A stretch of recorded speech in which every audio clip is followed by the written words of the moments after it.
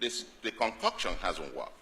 The 36 state structure that we have today, Ofodile argues very forcefully that this current 36 structure is contrary to the instruments of surrender of Biafra, that there are 3 conditions that they agreed on the instruments of surrender, one of which was that the Biafrans accepted, said, we accept the current structure, which then was a 12-state structure. And that B or C of it was that any future change must bring all Nigerians on the table to agree.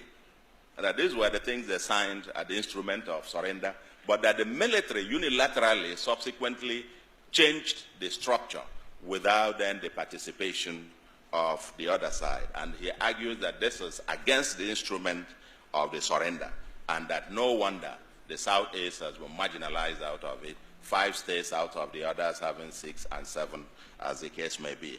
Now there is the issue of unitary fiscal federalism instead of the 1963 Republican Constitution on fiscal federalism. There is the expansive exclusive list and having overpowerful Abuja.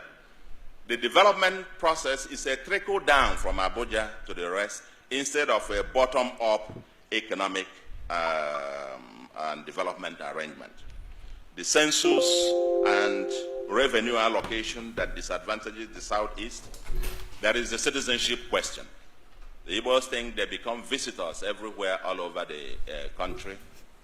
When it is time for census, the Southeast complain that they are about the only ethnic group that have maybe a majority of their people living outside of their homeland.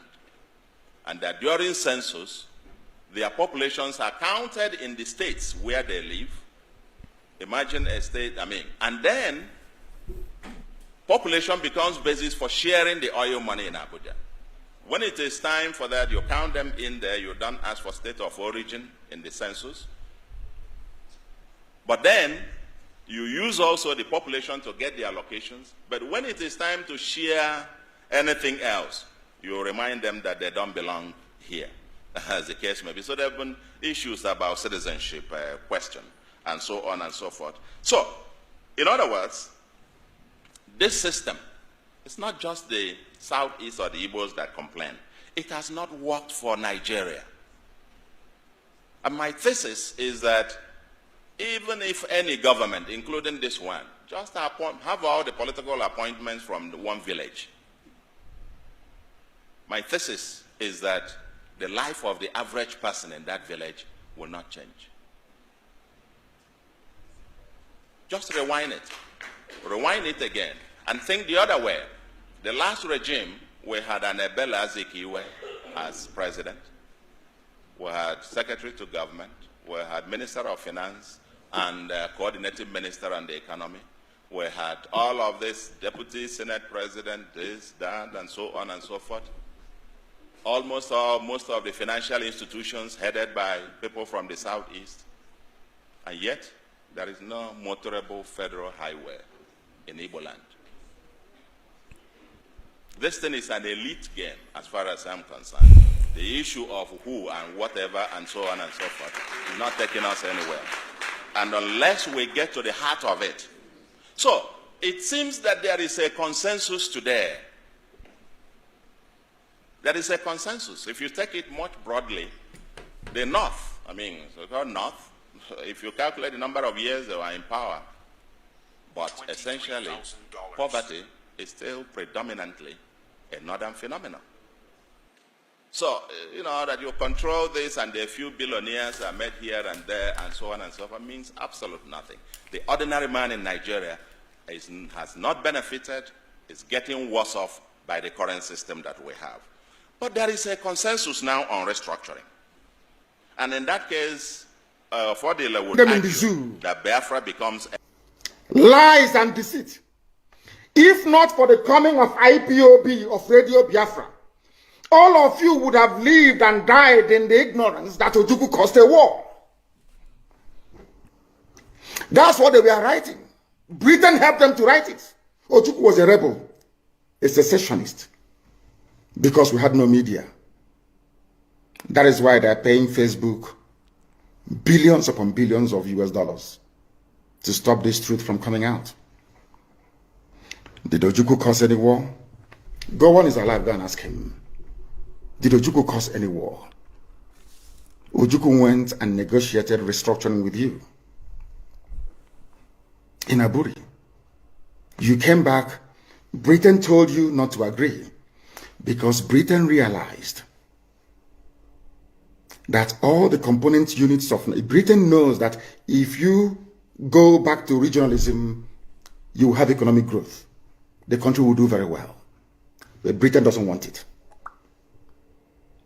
That was why they even instigated the Nzogwu coup, so-called Nzogwu coup, saying they will bring Awolowo to become the head of state.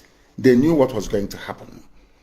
They wanted to truncate the economic miracle of Dr. Michael. But what I'm telling you are fast. Go and investigate for yourself. In the East, you had the fastest growing economy in the whole world, over 40% every year. In the West, Awolowo was performing his own miracle as well. Even in the North, Ahmadu Bello and Tafawa Balewa were doing very well. You had all those massive industries in the North. You even had Alamajiris that were employed in the North, meaningfully employed, gainfully employed. They were all doing very well. Britain said, no, for us to control these people, we need to impoverish them. Let us introduce this war. There was a coup by Nzogwu. And after that, there was the massacre of, as usual, massacre of our people in the North. Ojukwu said, I have to secure my land and my people. They said, no, let's go to Aburi to discuss it. Ojukwu went to Aburi and agreed restructuring. That's something now you're asking for. To tell you how foolish Nigerians are. They're very foolish. That same nonsense you're asking for now was discussed many years ago. Ojukwu sat down in Aburi with Gowon and decided that regionalism was the best way forward. Restructuring, going back to who you were, 1963 Constitution, 1963 Constitution. Be on your own and pay tax to the central government, as they have in America, as they have even in Britain. Britain, you have Scotland that is almost independent. Wales, the same thing. Everybody is free. But Britain doesn't want the same thing they're enjoying to happen in Nigeria. Why? Ask yourself that question. Anybody telling you about one Nigeria is your enemy. I'll prove it to you now. Ojukwu negotiated devolution, regionalism. The North will be on their own, the West on their own, even Midwest on their own, and then the East on their own. It's the same one Nigeria. On their way to the airport, before they boarded the aircraft, a call came from Lagos, from the British High Commissioner in Lagos, to Gowon, telling Gowon not to agree, after having signed the agreement. That same Gowon you're looking at today, God kept me alive so that he can witness the destruction he will bring upon that very zoo called Nigeria. Gowon said no. Do you know all the journalists in Nigeria, none of them have ever gone to Gowon to ask him, why did he say no to Aburi? Aburi was restructuring. None of those agitating for restructuring right now has ever gone to Gowon or gone to Nigeria to say, but Ojukwu negotiated restructuring. What happened? They came back and they said no. Ojukwu said, okay, so you want to continue to kill my people all over the place? No. Because of that, I'll declare Biafra.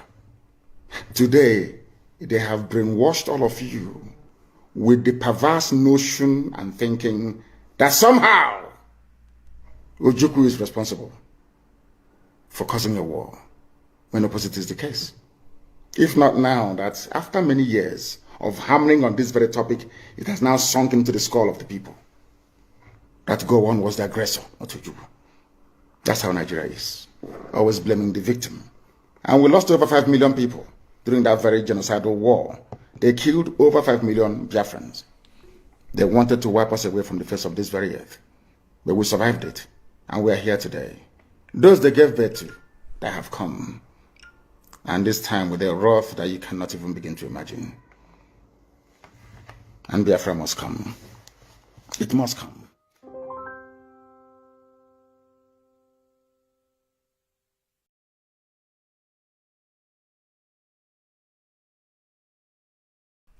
Okay. Good morning, good afternoon, good evening, great and wonderful people of Biafra, lovers of freedom all over the world. I greet you according to your time zone. I welcome you to this program. While you are joining, share this video, invite others to join. Of course, I am late. My apologies for that. I got hooked up with some commitment. My apologies to Biafrans all over the world. If you are watching on YouTube at Judge Money Blog Africa, I apologize to you for being late. If you are watching on Twitter, you are welcome.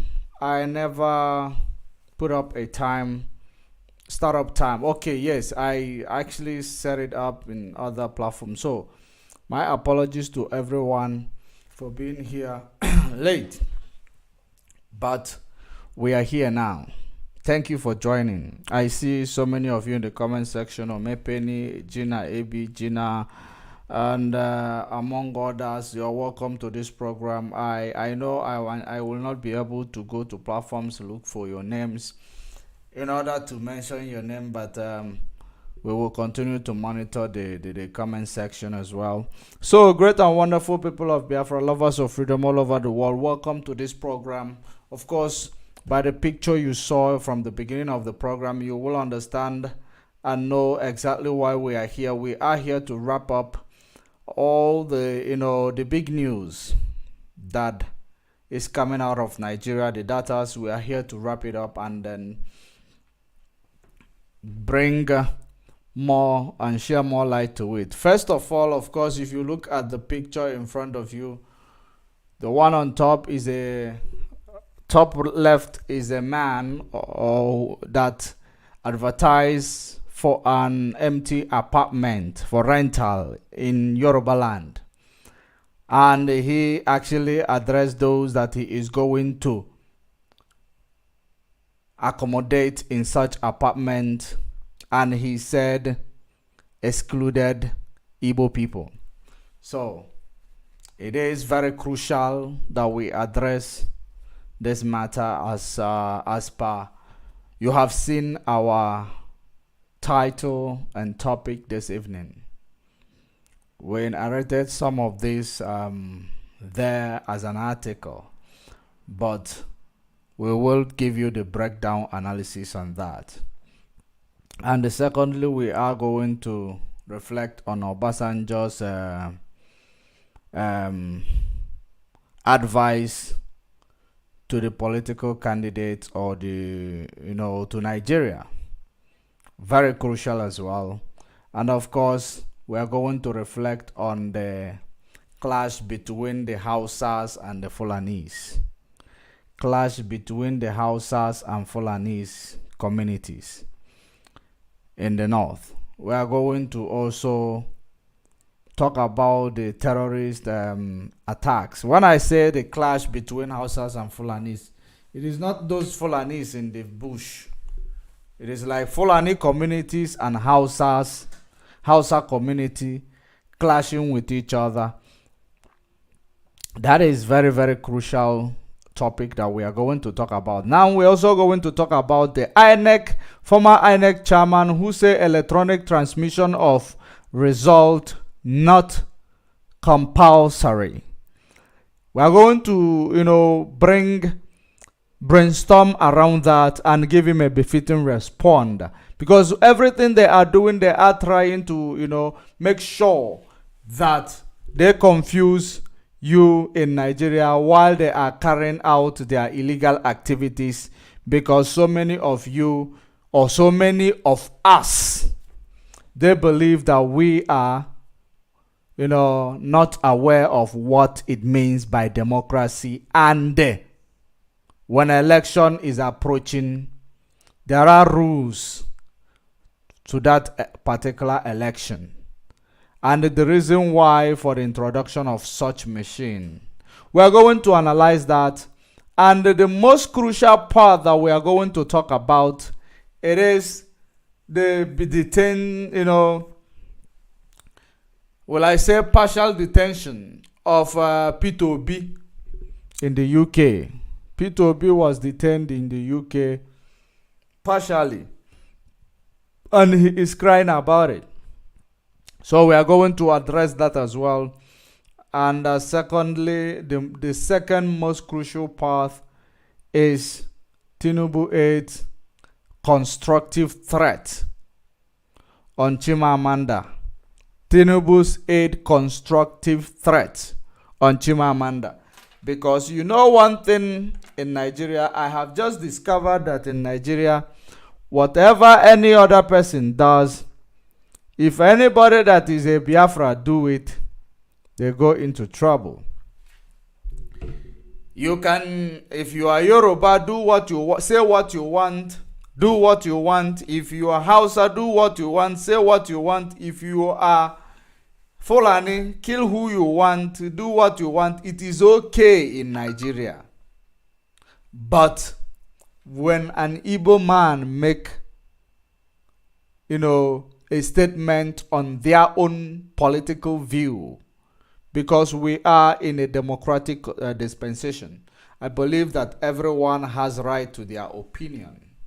So it becomes a problem to this Nigeria, just like you've seen a traditional ruler who made a statement that he will bring IPOB to come and defend them in Lagos. Because of course he knows that IPOB is defending them in Biafra land, which made it easy for them to be able to go home and come back. So they know he knows the importance of IPOB, that IPOB is doing what police could not do, what army could not do. So that is exactly the reason why he made such statement, because he was angry. Their life and livelihood is being threatened every day. So he made a statement to see if he will have his enemy rethink of their move, because nobody holds the monopoly to violence. That is the statement the traditional ruler made that led to the DSS swift arrest of such man. And nobody is talking about it. The worst part of it is that no politician is talking about it. Do we have politicians in Biafra land? I just want to ask this question. Do we have representatives in Biafra land, or are you representing yourself from your kitchen?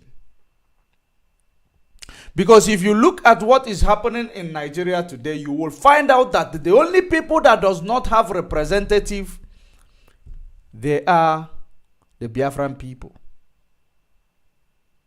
Does it mean that those you call your senators, those you call your governors, those you call, those that actually supposed to represent you, they are not actually representing you? Anything can come from everywhere to happen to you.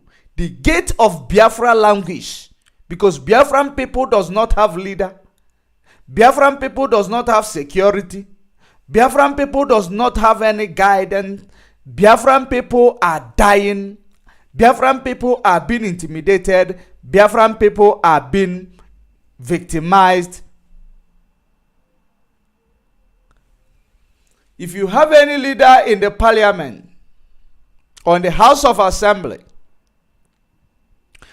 I believe that the issue of the intimidation on the Biafran people are supposed to be the order of the day in the House of Representatives. But I am not seeing it. It's not happening. No discussion. No debate. We are being intimidated every day. So what are you going to do about those who are supposed to be representing you? Have you now seen the reason why I always say that when this rain that they are calling upon start to fall, I believe that the first people that will get wet are your representatives. Because if they don't get wet before others, believe you me, they will sabotage the rain. I am telling you the truth. Because imagine what is going on. A traditional ruler. Dude, do you understand the meaning of a traditional ruler in African culture? I don't know if you understand it. The meaning of a traditional ruler in African culture? You don't. Because they have bastardized the culture and heritage of Africa. That's why you might not be able to understand it. Have you now seen that those who represent you, who so-called supposed to be representing you, or who's supposed to be representing you, have you now seen that they're doing nothing? They are just feeding their, greed. The worst part of these people is that they are feeding their greed, but they cannot build a factory, a places where can provide job opportunity for you. That's the worst part of it. These people, if you think about what they are doing, they are building generational wealth so that their children will continue to rule over you till thy kingdom come. You know why? That is the reason why they will steal your money, put it in the offshore. They will take your money, use it and buy house in Dubai, buy house in all over the places where it is safe. Because the houses they are buying, it is not going to be beneficial to any citizen of that place where they are stealing the money from. It is only going to be beneficial for their children. When they must have gone, the bastard and the spoiled brat that they will call children, that does not know what it means to suffer or to work hard. Everything that will be given to them in a golden platter. Before the man dies, he writes a will. I will this one to my Diopara. I will this one to my Adam wine. And after that, everything is all right. You will continue to suffer. Their children will be comfortable from tender age to the adolescent, from adolescent to adult, from adult to the old age. They will start rule over you. They will start ruling over you again. If they are useless, they sell all those things. They will lavish their father's wealth. But have you seen in a situation whereby, had it been these people are stealing this money, using it and establishing companies, factories, using such money, to establish, do you know that private sector can build a seaport? A private sector can build a seaport if the government does not have money to do such. Because a private sector can build an airport if the government does not have money to do such and rent it to the government. Do you know that? But these people will never use this money that they are stealing from you to establish something that will be beneficial to you, even though it is going to be in the name of them and their children. For you to see how mean and wicked these people are. For you to see that these people are actually your primary enemy. Because if they steal that money, build a factory, so that anybody that is graduating from university, they will have a job opportunity, even if it is coming from the private sector. So that factory they build, they are so, they believe they are intelligent. That is why they say that once an law causing on Araman. If you build that factory, that is a generational wealth. If you build that, if you bring innovation that will enable people to get employed, and you have CEOs, this is a generational wealth. But in their own mind, I have a house in Dubai. I have a house in Hong Kong. I have a house in United States. I have a $100 million in my offshore. And then you give it to your children. What is he going to bring back to you or to your so-called beloved country? What is he going to do for you? Absolutely nothing. I pity those who decide to create cash and live for their children. instead of creating something that will be a business, establishing a business that they will will it to their children while their children is of age. They go to school. After going to school, they do their industrial training, or they do their industrial training in that business, even if it is not actually what they studied, because you are not getting them to study in order to get employment or to be employed. You must bring them to think like an entrepreneur. The reason why you are bringing them to think like an entrepreneur, so that they will be versatile with any situation in business.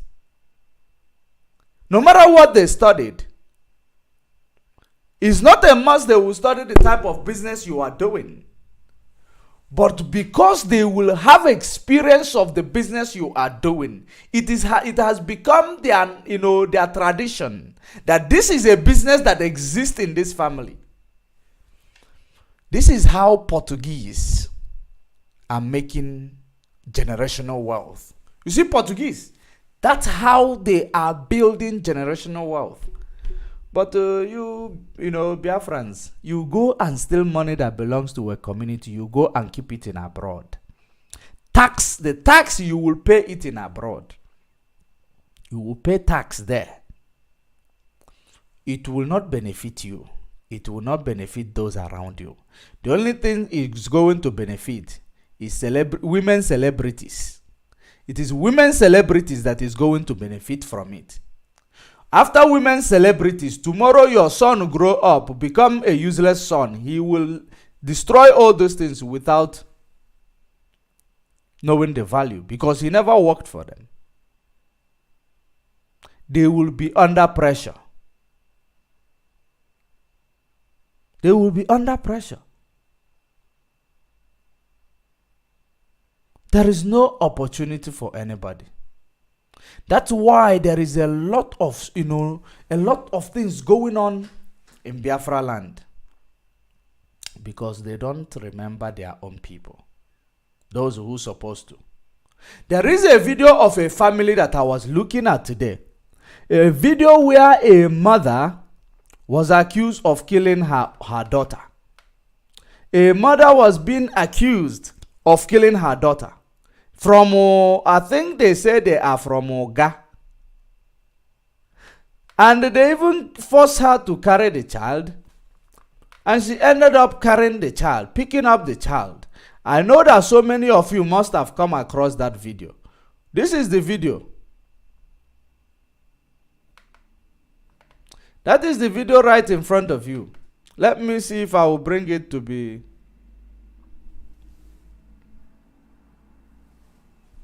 I believe that so many of you are aware of this video.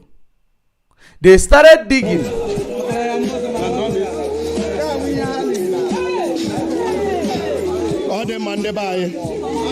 Asina aga life now.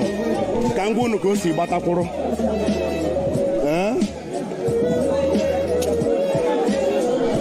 I'm one girl, Robo. Yes. Okay. I'm going to fast forward so that we will. I don't want to waste time.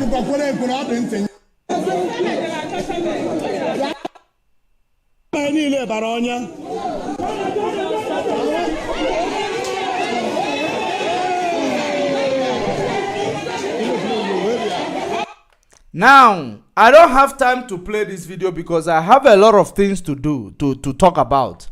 In this video, it is a video where there is a family, the mother and the son. They were fighting with each other. Because you know why they are fighting? They are fighting for the sake of religion. For the sake of religion, that is the reason why they are fighting with each other. The son become a cherubim, while the mother is an Anglican. Now they began to fight. The son will go and he go and ask question. They say the mother is a problem. From there, the sister was sick, and from church to hospital, from hospital to home, they were not able to go to do a lab test to find out what was wrong with the sister. They left the sister, and the sister eventually died. And it becomes a problem to them. Do you know why they were not able to do anything in order to save the sister, or in order to find out exactly what is wrong with the sister? You know why? Because there is no infrastructure.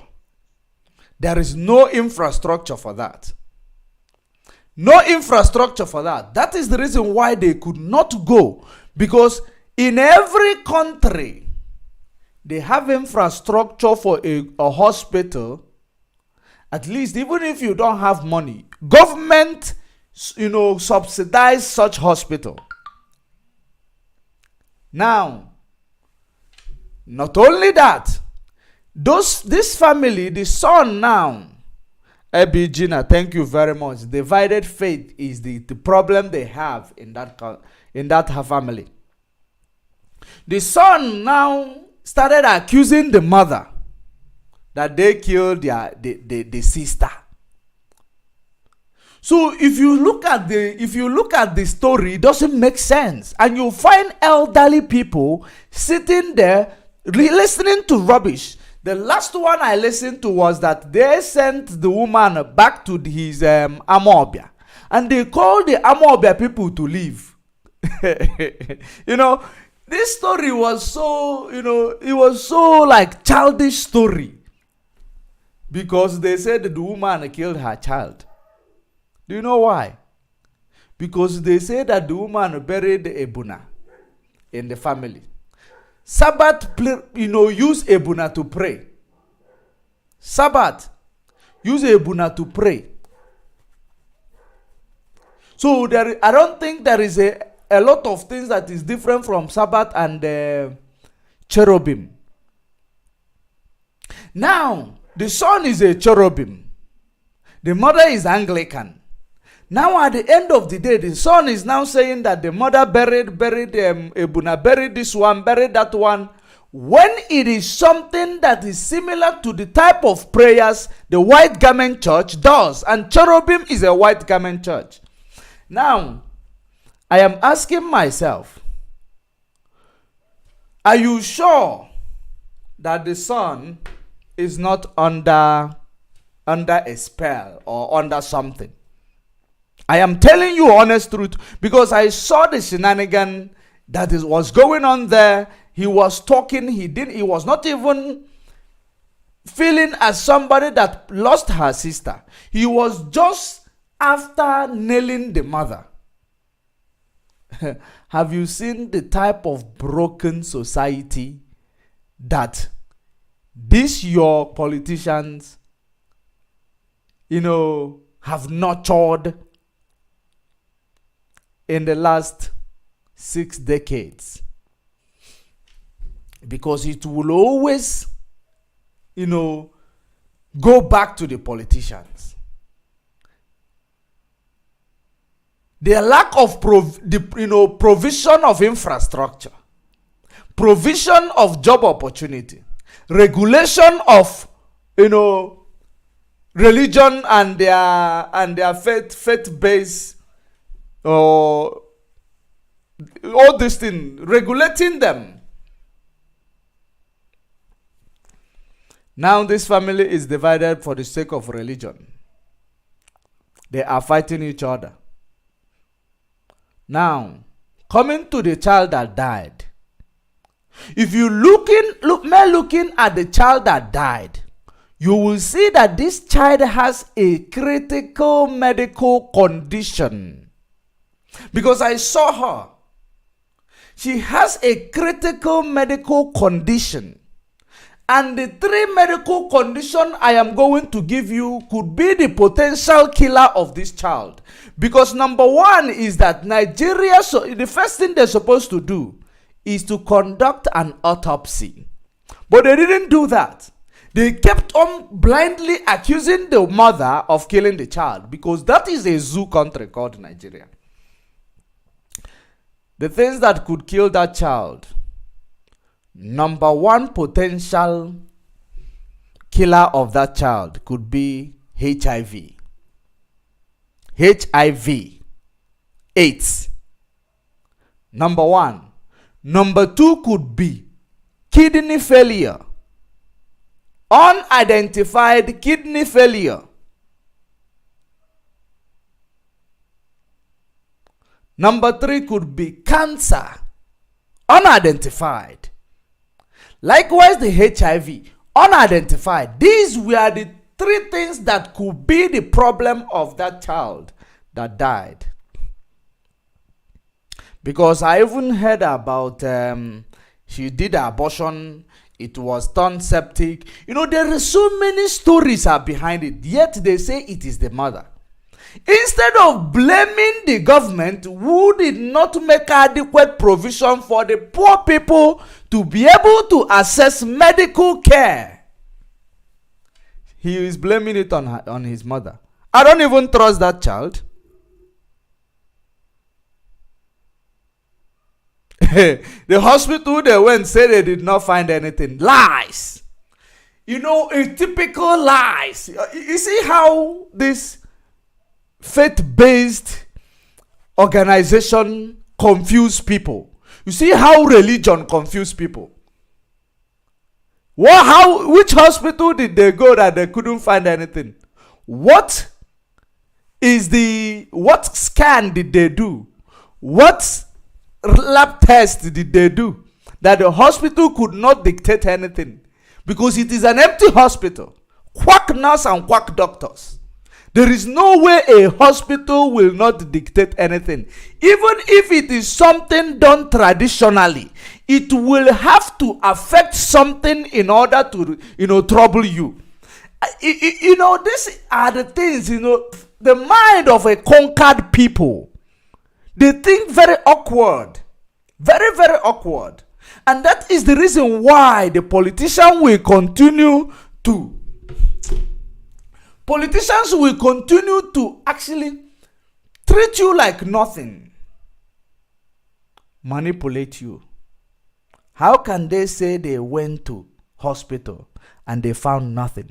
I want, if there is any professional medical doctor that is right under the influence of my voice, I want you to tell me, is there such thing that somebody is being sick and they went to hospital found nothing? It does not exist. Even if there is something done according to them, spiritual something will lead you to break your leg, and they have internal bleeding, from internal bleeding to abscess, from this to that. So there is always something medically. So forget those movies that you watch, Nollywood movies that you watch, that tells you that they have taken their father everywhere and they dictated nothing. But the man is dying. You are telling me medically they dictated nothing. It does not exist. That is the mindset of fools. Awkward fools. I don't mean to insult anybody. I don't want to insult anybody. But that is the reality of it. You see now how religion is causing too much damage in the minds of our people. When we talk about it, you get so mad. You get so crazy. You get so agitated. But this religion was not created by your dad or your mom or anybody that you know. You just woke up and saw that it was Roman Catholic. Tax go to Romans. Italy. You woke up and say Anglicans. The tax go to, Britain. Anglicans or Anglican. The tax go to Britain. You woke up and say Orthodox. The Orthodox, I believe, is Belgium. The tax go there. So all these things that you woke up seeing, is there any of them that was created by anybody you know? Do you know that it is all these churches that gave birth to these traditional native doctors. These criminal native doctors. Some of them, they come online and be acting as if they can bring heaven to closer to earth. When they have nothing to, they just bragging. The same are applicable to, pastors.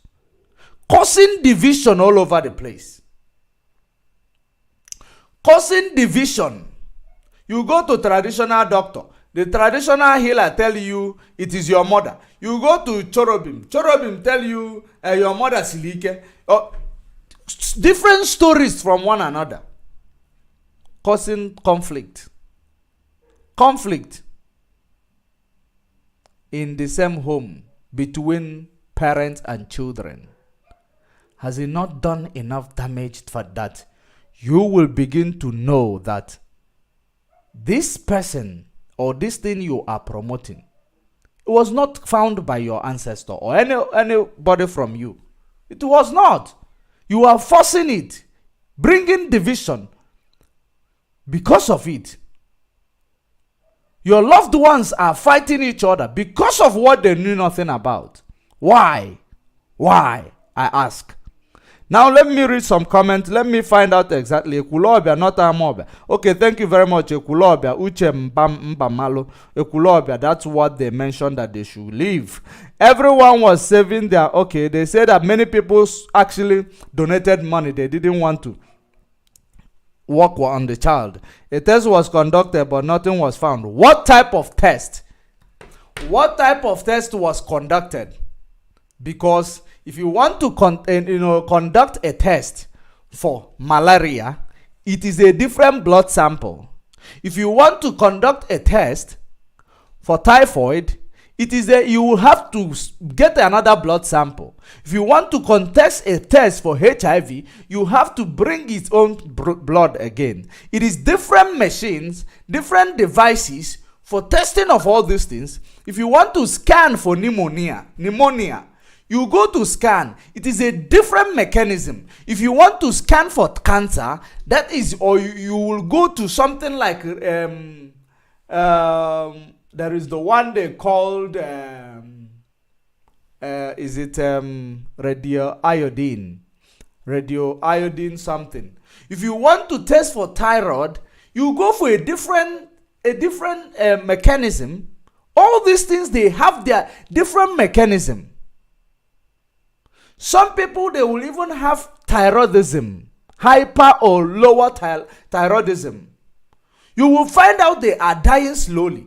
There are, which the treatment differs. The treatment, it will even get to the extent that you have to radioactive, put those people to be radioactive by doing radioiodine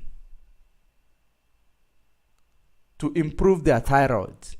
So there are many things that could lead to the death of this child. They are telling you they went to lab test. What type of lab test? Lab test lab test in Nigeria. And peace, we use your urine. Urine is the lab test. Most of the lab tests they're doing in Nigeria. If you take a blood sample to the lab, this thing, it will be like a bigger something. Am I lying? What type of lab test that they did? If you conduct this as a medical professional, if it doesn't work, you check in your book. If you don't have retentive memory, you check in your book where you will find out a person is having such symptoms. What causes this symptom? Then you continue to do lab tests, continue to research on this person. Take blood sample every time until you find out what is wrong with the person. But there is no adequate facility for that in Nigeria. So doctors and people who does not have money, plus doctors with no qualifications, practicing in Nigeria. That is exactly something that you see that happened to that child. Ebigina, I don't think it is dehydration, Believe you me, the child cannot die of dehydration because the child is 23 years old, right? So it cannot be dehydration. The child will be eating if he want to eat. If the child have appetite to eat, she will eat. If she want, liquid, she will request for liquid. There is no story like the child was not given anything that the child wanted. And if the child is dehydrated, there is no way hospital will be there. If you go to hospital, first thing they do to you, they put you drip. They give you drip. So the drip will rehydrate the child. So have you now seen the dehydration or starvation is nullified? Drip is rehydration. And when you are on drip, even if you don't eat much, you will still survive. So the most important thing, this is the error of medical error. And at the end of it, you will find out that these people, this child died because of the ignorance of the medical professionals. They are the killer of this child. And at the end of the day, the family is fighting themselves, saying they buried something in the front, they buried something in the ground, they buried something in... While you saw these things were buried against your sister, you didn't take it out. Until your sister died, you come and be running your mouth like charlatan. That boy is a very, very stupid boy. Very, very stupid. I can assure you. Having seen all these things that I have just witnessed in this, in all these things, they neglected the child. They neglected the child. Not only the neglection of the child, the medical practitioner who saw to the child is supposed to be, the license of that medical practitioner is supposed to be confiscated by the authorities. Because you cannot tell me you conducted one lab test. One lab test, urine. You conducted the urine. Maybe after you conducted the urine, you didn't find a protein in the urine. You will tell us, no, there is nothing we found. Or you went and took a blood sample, you conducted malaria and typhoid. When the child is not having malaria and typhoid, and the child was negative with malaria and typhoid, all you now come to tell the parents, we conducted a lab test, we saw nothing. That is incompetent. That is very, very incompetent. Someone is telling me to make investigation. Investigation on what? As long as they were opening their mouth to tell me that they have run lab tests and they uncovered nothing. I don't want you to tell me to make investigation according to my experience with medical, with medical or experience in all this in fact, my general experience, let me not actually be specific. My general experience, the child was neglected and the doctor that saw to the child is an incompetent doctor.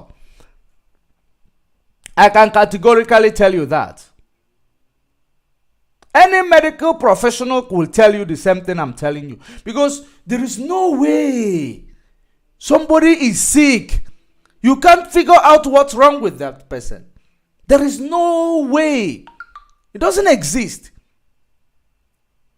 Let's assume that we believe in this juju. Nakameya. Juju will come in, damage your kidney. Juju will come in, damage your heart. There must be something that will be affected by the juju. And that thing is the symptom that you need to discover and start treating it. Why are we lying to ourselves here? Do you know that there is no HIV campaign in Nigeria? Young children, they are scared even to say it that they have it. That is exactly what you will see going on there. Your child might be dying of a severe illness, that she will be dying in silence because of what the family will say or what the community will think of her. And the doctor will give them hand. Because they don't the first thing a doctor will do as a medical practitioner, having seen the rate of HIV/AIDS across the world, if anybody is sick, in Nigeria, you're supposed to start with malaria, typhoid, from there HIV. From HIV, you conduct, diabetes, sugar, BP, because there is too much stress in Nigeria. You will conduct. These are basic things you must do in Nigeria. If you can't do those basic things, you are not qualified to be a medical practitioner in Nigeria, in any country of the world. These are like first aid. And believe me, if you think about all the things, these things that I just mentioned, believe you me, you will find out that the child is suffering from one of them. And the family neglected it because some people are going to native doctor. Some people are going to Ndichorobin.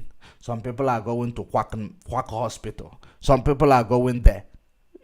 Everywhere is divided. Who is going to listen to who? Now resulting back to religion. Now extended to your political leaders. Extended to your political leaders. To the extent they are telling Ekulobia people to leave. Elderly person. Dude. People are unashamed of themselves. But I'm going to leave it here because this is not exactly what I am here to talk about. But I thought I might reflect on that because it is something that is very, very important. We continue to educate our people on that. The reason why there is a media house supposed to be pushing a campaign for HIV, pushing for campaign for breast cancer, pushing a campaign for typhoid, pushing a campaign for malaria, because these are dangerous, illness. It can kill. They're supposed to teach the young children how to protect themselves. They can even say they will put up a disclaimer, viewers' discretion is advised. It is up to parents to learn it, because parents will learn and teach their children, because some parents are quite uninformed, very, very uninformed on what to do. Because when their children fall sick, they say we are going to pray. The reason why they are taking their children to hospital, to church to pray, is because there is no good hospital that they can access for free. They don't have money. They will say they will take the child to the church. That is it. You see, your political leaders, your representatives are your worst enemy. That is the reason why you are living the life in infamy. In that zoo country called Nigeria, believe you me, I'm so mad. I don't even want to be, constructive in this argument. I don't feel like being constructive in the argument, because it is actually triggering. This story that I am hearing is actually, it doesn't sound good. Believe me. It doesn't sound good. Let me bring more people into this program. It doesn't sound good. What I have seen, I watched this video, I watched it so many times. I actually watched the second part. I watched the one of the man talking. I also now later watched another one from the story, within, where people exonerated the mother. You might even find out the boy is not even innocent. If there is anything they say, if eventually it occurs, or if eventually it happens that there is something that exists called traditional something somebody will do to you that medical practitioner will not discover it. You might even see that the boy knows about it, but that such thing doesn't exist. That is my, That is the problem. Such things doesn't exist. This is superstition. And the medical practitioners are not supposed to be superstitious. But they are in Nigeria. They are in Nigeria. Why? These are people who use illnesses to challenge their profession. They use different challenges to challenge their profession. But they couldn't save that girl. They let her die. They couldn't, or maybe even if they couldn't suggest, because the fact that they said that they checked everything and they couldn't find anything, it means that they couldn't suggest anything professional. They were just being superstitious. They were just being superstitious. That's why they couldn't save her. Now, let me just leave it there. But believe you me, your medical practitioners are zero. And number two, the reason why they are zero, it is because your representatives, your political representatives, they are all thieves. They are not making provision to make sure that people are placed according to their profession and are adequately,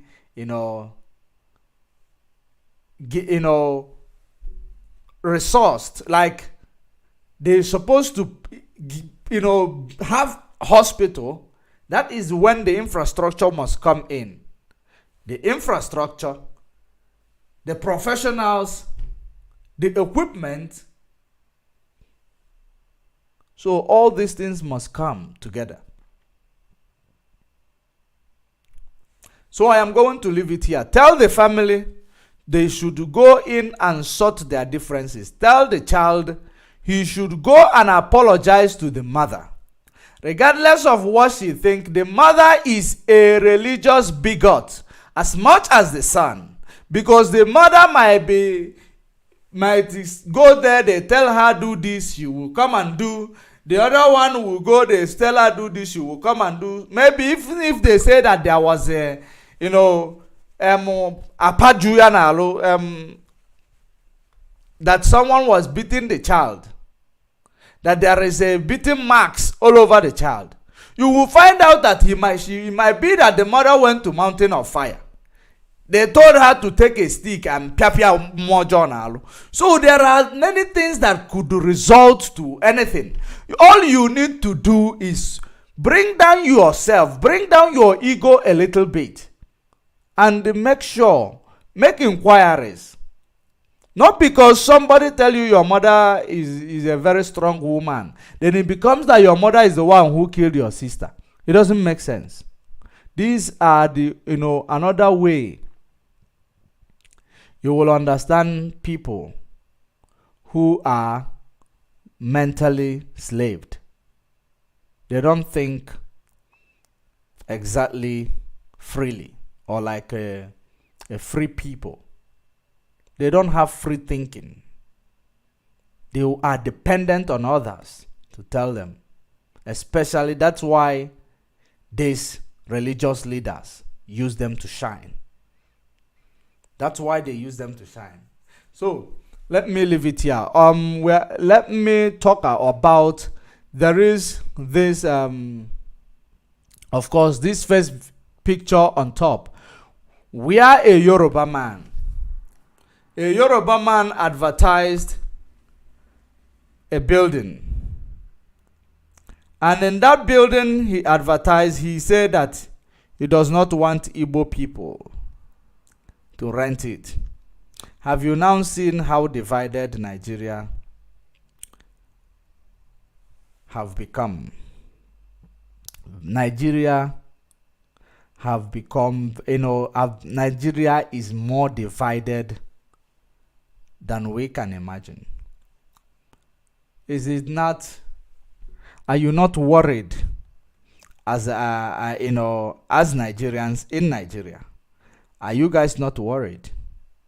What are the contingents that you guys are putting in place?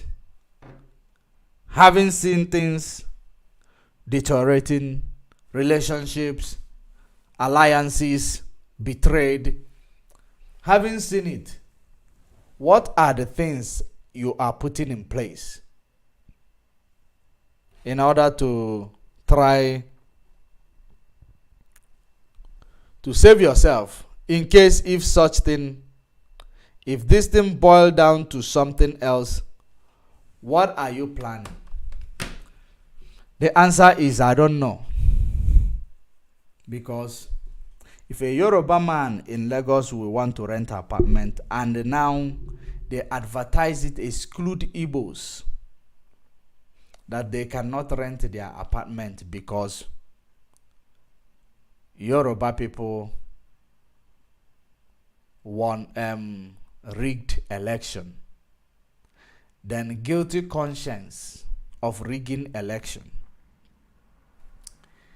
is now making them to ostracize the Igbos who are going to complain about the rigging of this election. Have you now seen the game that they are playing? Now, after playing this game, destroy what they will destroy of you, you will not be compensated. Tomorrow, somebody will wake up and tell you it is time to lead a peace reconciliation movement. Just like Obasanjo have told you that you have to lead a reconciliation movement. We are going to address this mad person talking about government in exile and prime minister of government in exile. We are going to address it. And I am going to bring to you under law what a government in exile is. It is not about the definition of government in exile. It's about under law, because when you talk about government in exile, there is law that abide, there are laws that governs government in exile. So, just like you have seen Obasanjo today, let me go to Obasanjo's post. Obasanjo's post, where he is talking about reconciliation. Let me open it. Let us read what Obasanjo said.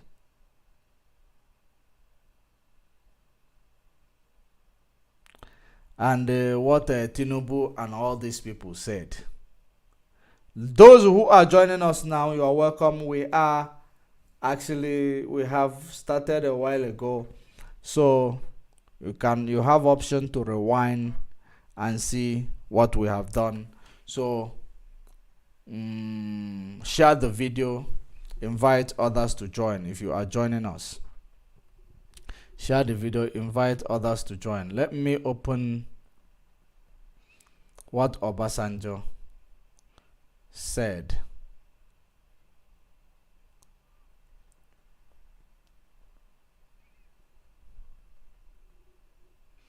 Listen to it. Obasanjo to president-elect. He said, embark on national reconciliation. Obasanjo called on the president-elect. President-elect instead of president-select. Because, of course, they need to be politically correct. Because if we think about it, Obasanjo was a man whom has been promoting P2B and agreeing with me that there is some manipulation, not necessarily agreeing with me, agreeing with other people that saw the election rigging, election manipulations, both ballot box snatching and the chaos in the polling unit. So they will agree with me and others that Obasanjo knew and was kicking back or maybe pretended to be kicking back. I don't know. Putting it that way. Maybe he is pretending to kick back about this election manipulation. I don't know about what he was thinking.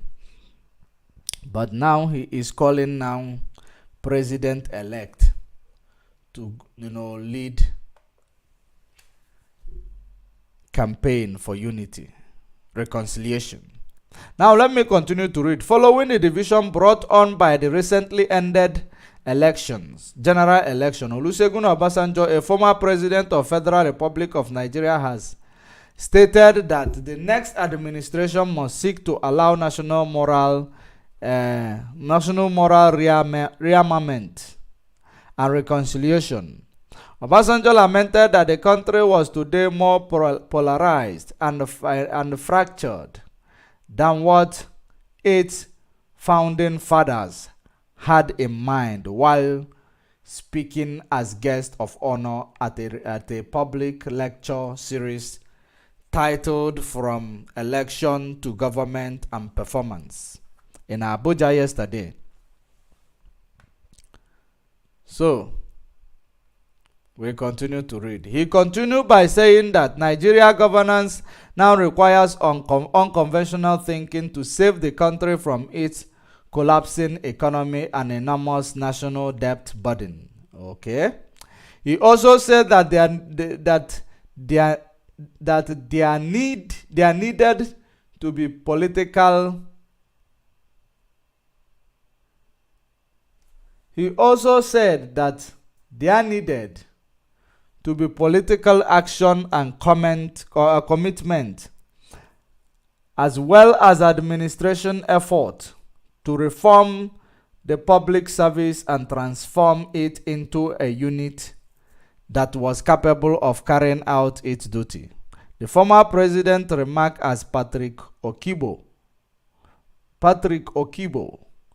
founder partner of Nexia SPD, asserted that the electoral pledges could only be carried out if the public servant responsible for driving them underwent change. According to Obasanjo, given what we saw during the election, Nigeria is now even more divided and more corroded than we thought. This places a deep onus on any administration following the current one to urgently facilitate the process of national moral rearmament and national reconciliation for the aggrieved, and will lead us across Nigeria and to assuage the youth. Now, you have spoken well. If I may start it in that regard. Obasanjo, you have spoken well. And of course, the reason why I say you have spoken well is because I picked up some element of you confirming that people are hurt because of the current situation of the democratic activities.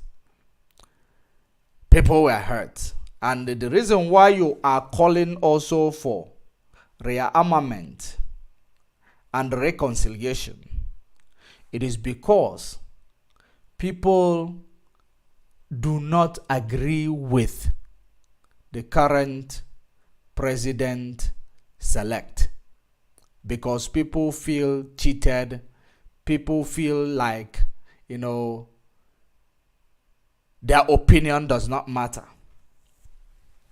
So if people feel their opinion does not matter, that could only mean that people are aware of whom they voted for. And you people who call yourself Nigerian elite decided to select whom you want to be there.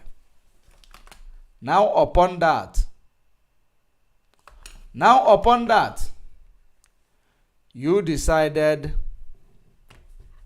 now calling for reconciliation because you know that there is something going on.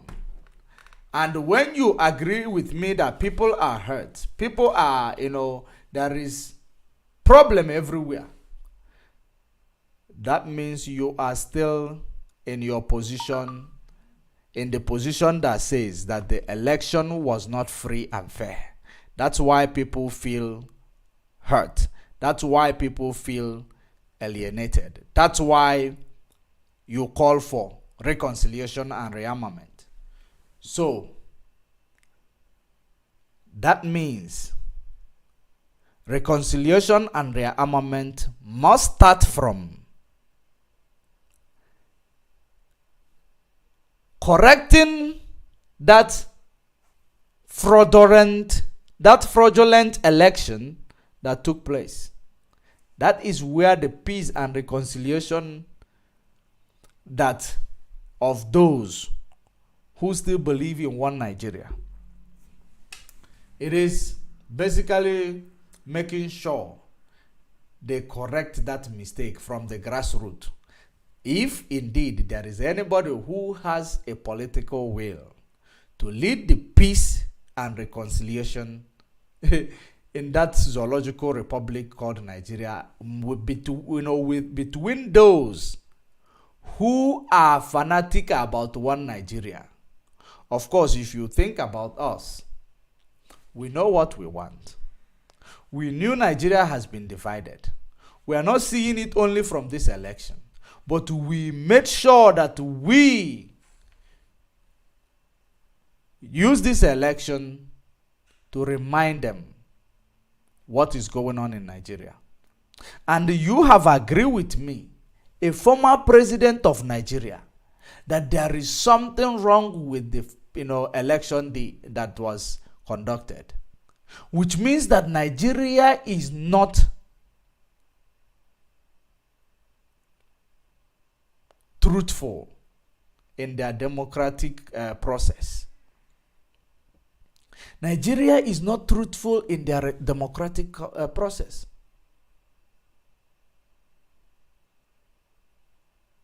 When the demography is crying. So it is very, very important that we make sure we don't forget that path. We don't forget that path. Why are you calling for peace and reconciliation? Because there was something that triggered it. What triggered it? The fraudulent election. And the fraudulent election comes from a fraudulent country. A place that is not meant to be a country. A place that is not supposed to be seen as a country. That is the reason why there is a fraudulent election, an election malpractice. Now, the president that is selected to lead you already have a problem. A case, international case that is all over the place, making round on social media. A drug case. Which means wherever you go with your green, white, green, they will even search the hair on your hair, one after another.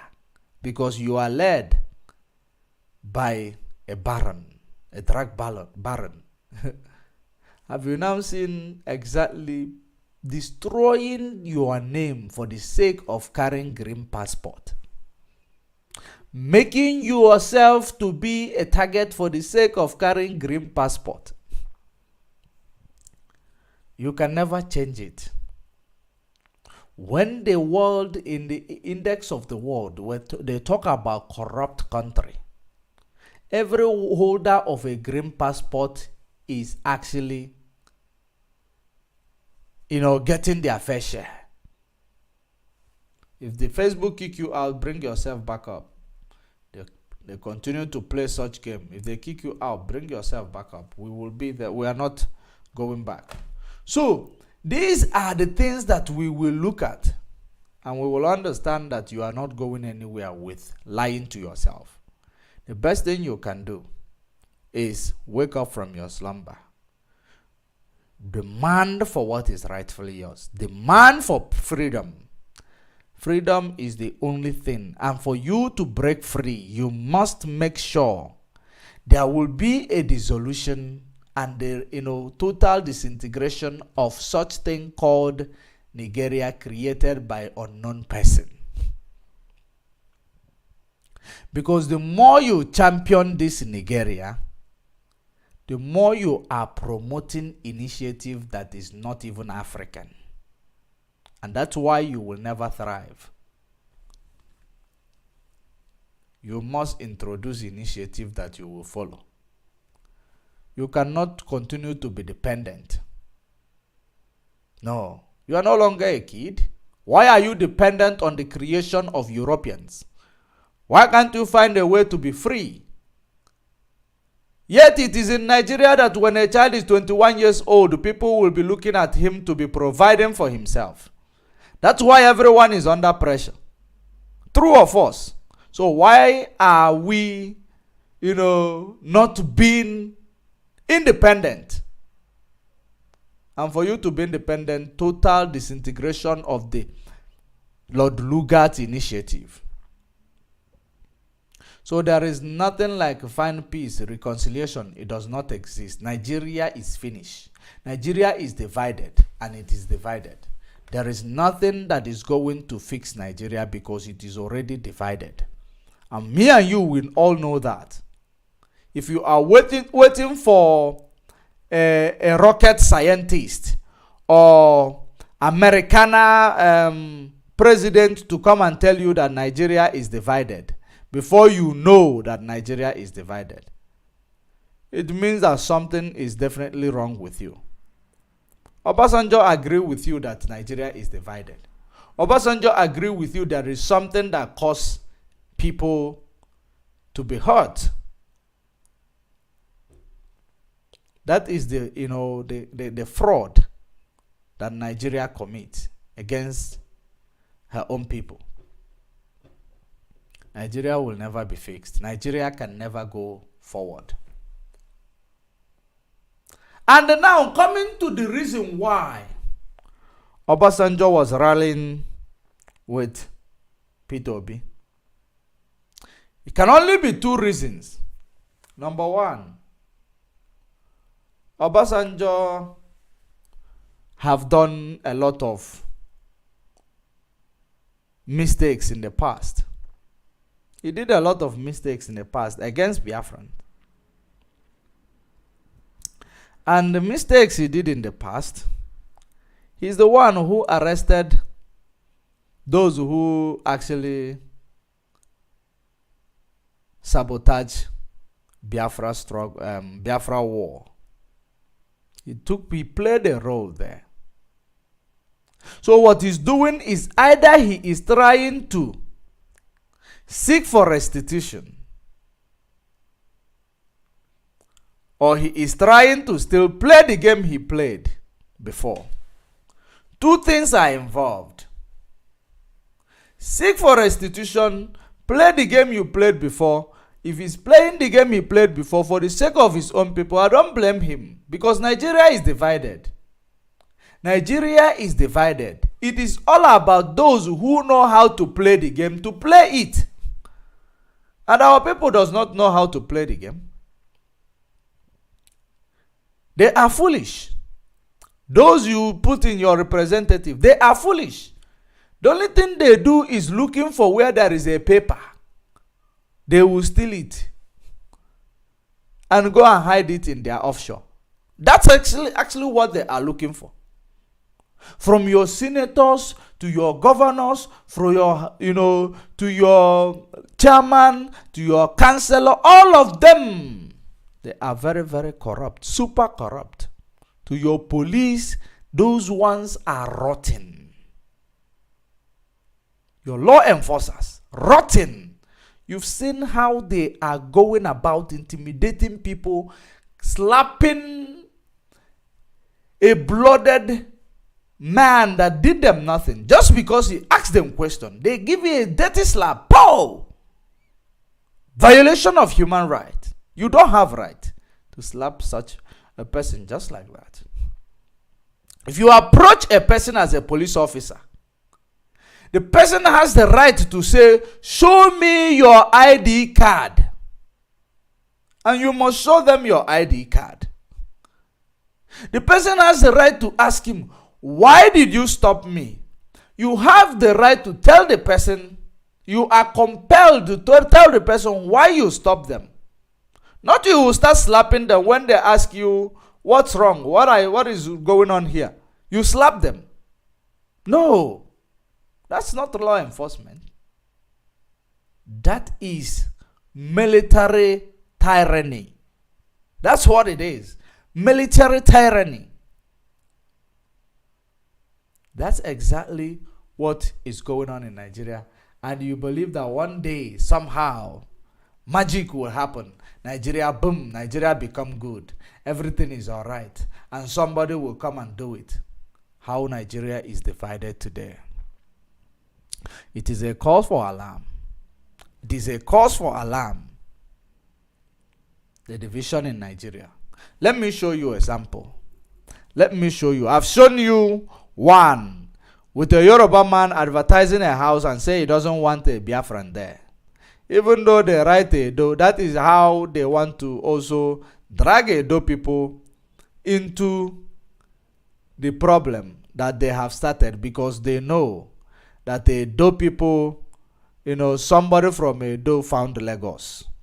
So that's how they want to drag Edo to their nonsense. They know, of course, that somebody from, Edo found Lagos. So that's why they said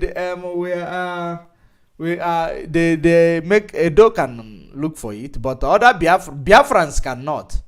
Edo can, Biafrans cannot. Game of mind. This is a game of chase. Let me show you another one, because he never only he didn't end up in the west. It is also happening in the north. Let's see. Before we come to the constructive threat at Chimamanda. The threat on Chimamanda. Now, let's go there. One moment. So that you will know what is happening around you. Because this type of things, they don't trend. Have you seen the picture? It doesn't trend when it happens.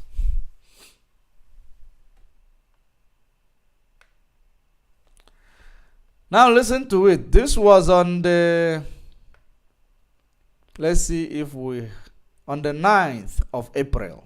9th of April. This is a chaos that took place. I was shot at twice, but I survived. I begged them not to kill me, but they shot at me. A victim narrated. Now, listen to it. Listen to the story. There was a tension in Gwadabawa community of Sokoto State. Are you listening? Following a conflict between the Fulani and Hausa people residing in the area. It led to the death of many locals from the both sides, including a security operatives. A local official, Aminu Gwadabawa, told the VOA Hausa, Voice of Hausa, in an interview monitored by our correspondent on Saturday, that people in the area were living in fear as the conflict even claimed the life of a soldier. They are afraid of reprisal attack from the Fulani bandits. Remember that this is Fulani living in a community versus Hausa living in a community, not their terrorists or bandits. Have you seen now how divided is the country? Then you go back to the topic of this program and read it thoroughly. You will understand more. Now it says, let's continue reading. According to a survivor, the Fulani attacked my relation with knives, but he has spiritual powers that would not allow sharp objects to pierce his skin. So they intensified the attack on him and succeeded in hacking his head. In hacking his head off his body. Similarly,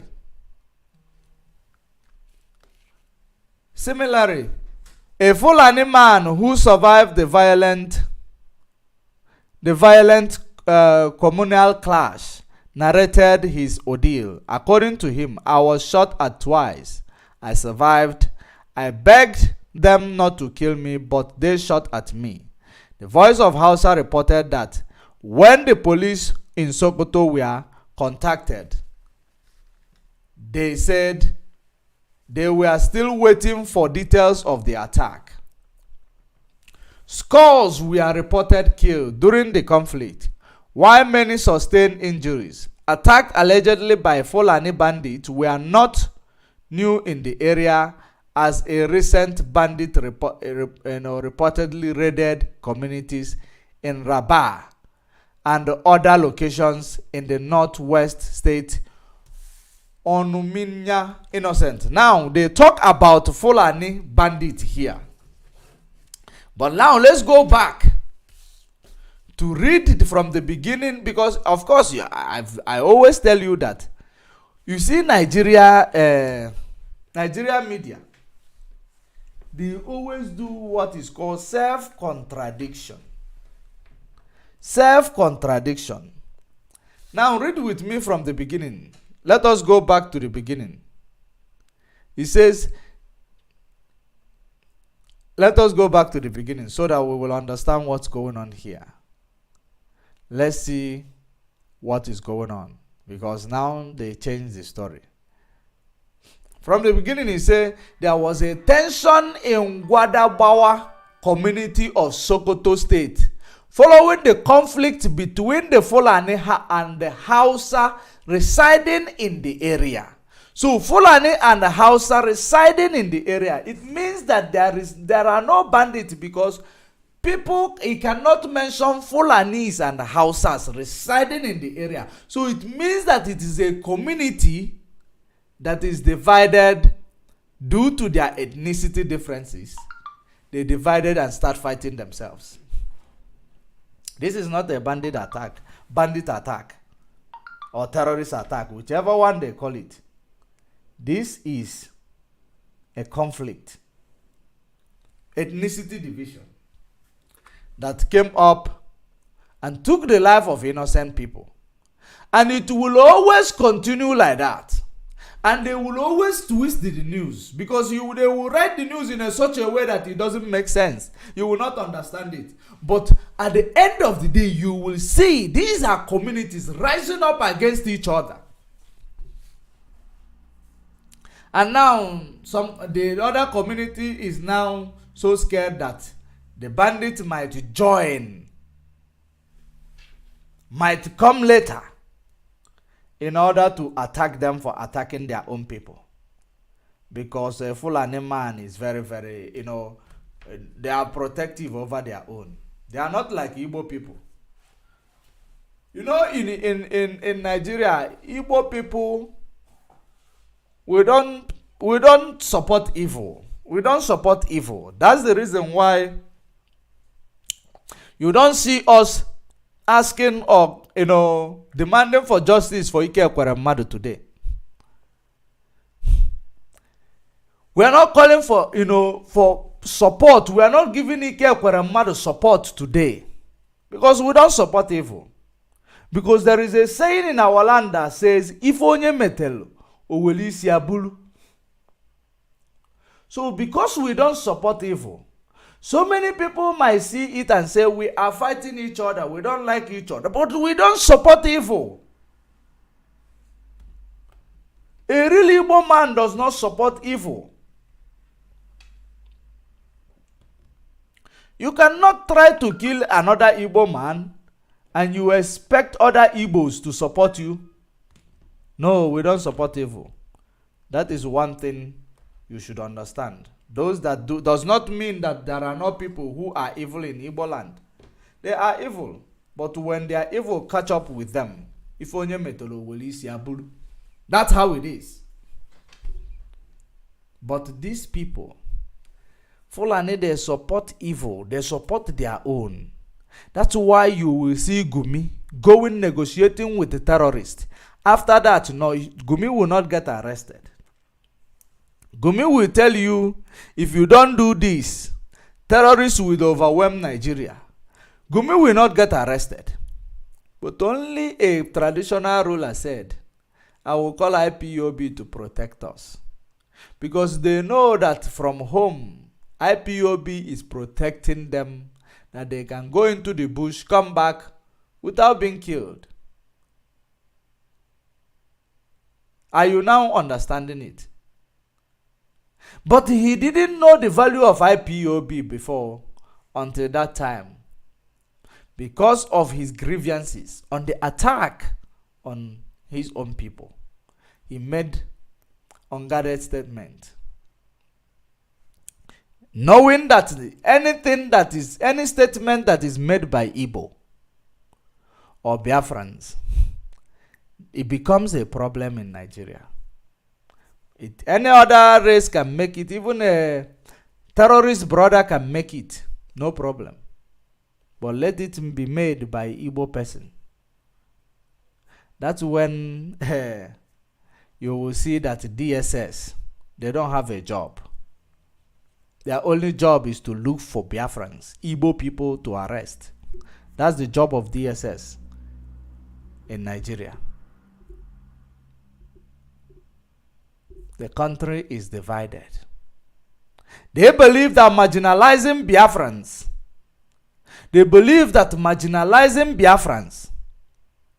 is going to keep other race together. They don't know that this thing that is going to happen, it is not going to be like 1967. It is going to be father against father, mother against mother, son against mother, mother against son. So that is how it is going to be. Fulani against Hausa, Yoruba against Igbo, Igbo against Yoruba, this and that is how then you will come to realization that this evil contraption, evil amalgamation is timed up. This evil amalgamation, they need to review. There must be a review. The debate is supposed to start. How are we going to do it? Should we go our separate ways? Should we conduct referendum to know whether we are going to go our separate ways? If Nigeria is a country that actually care for human life or care for unity, they will start talking about reviewing this amalgamation. What has it done for us in the last 6 decades? In the last 10 decades, what has it done for Nigeria? Absolutely nothing. Other than spilling innocent blood. That's what it has done. Marginalization, alienation, ethnicity division,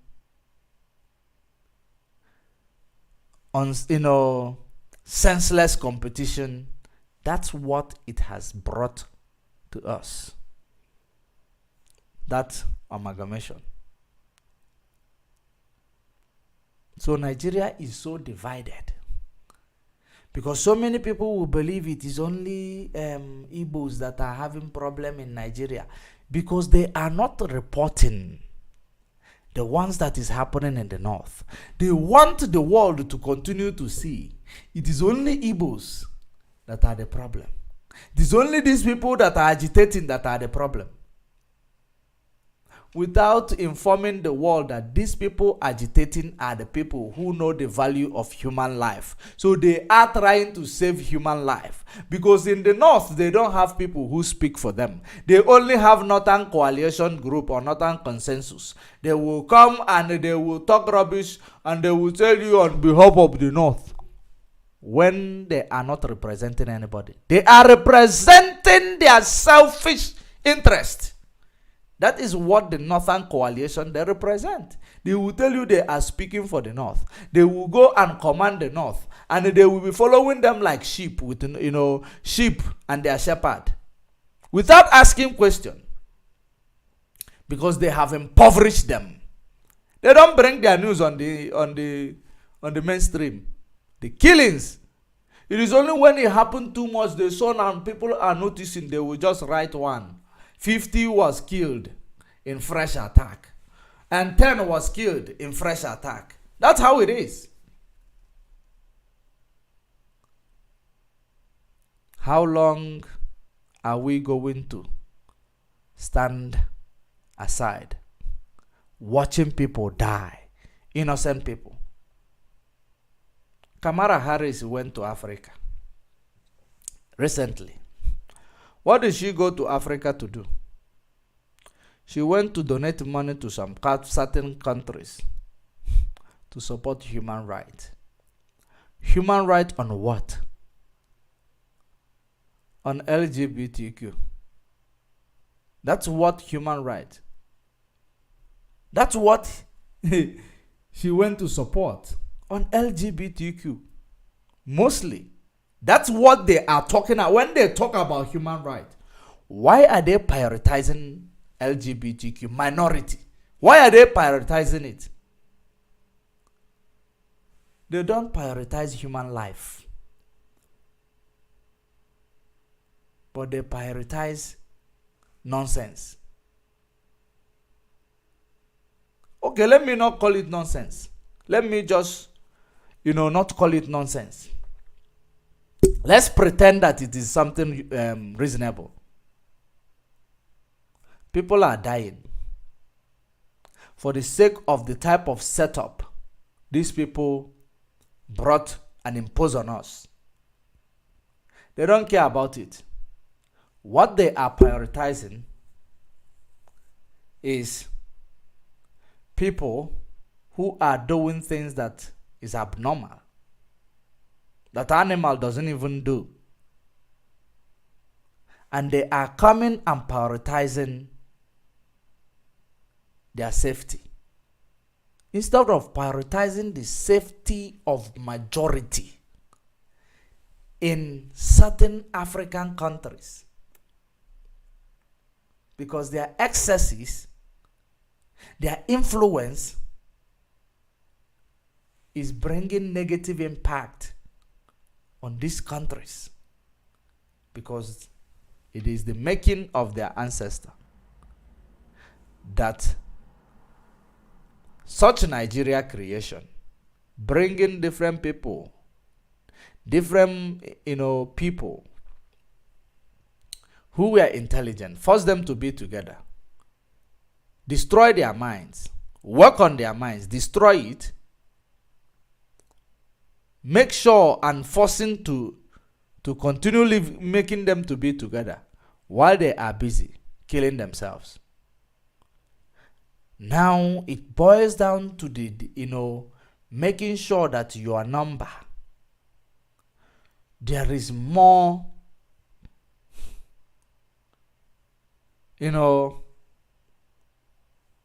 fatality in your side than fertility. That's what it's going on. More fatality in your side than fertility. What am I trying to say? People die more while they promote what causes, what doesn't bring life. Like LGBTQ. They don't make children. If they, maybe in a nation they are 100, you'll find out only 2 or 3 made children. Maybe 2 or 3 made children or married or be with adopt child. It is not a growing society, because a growing society you multiply with children. While government is doing more work to expand, to make sure they cater for all of them. That is a growing society. So they are ignoring the fatality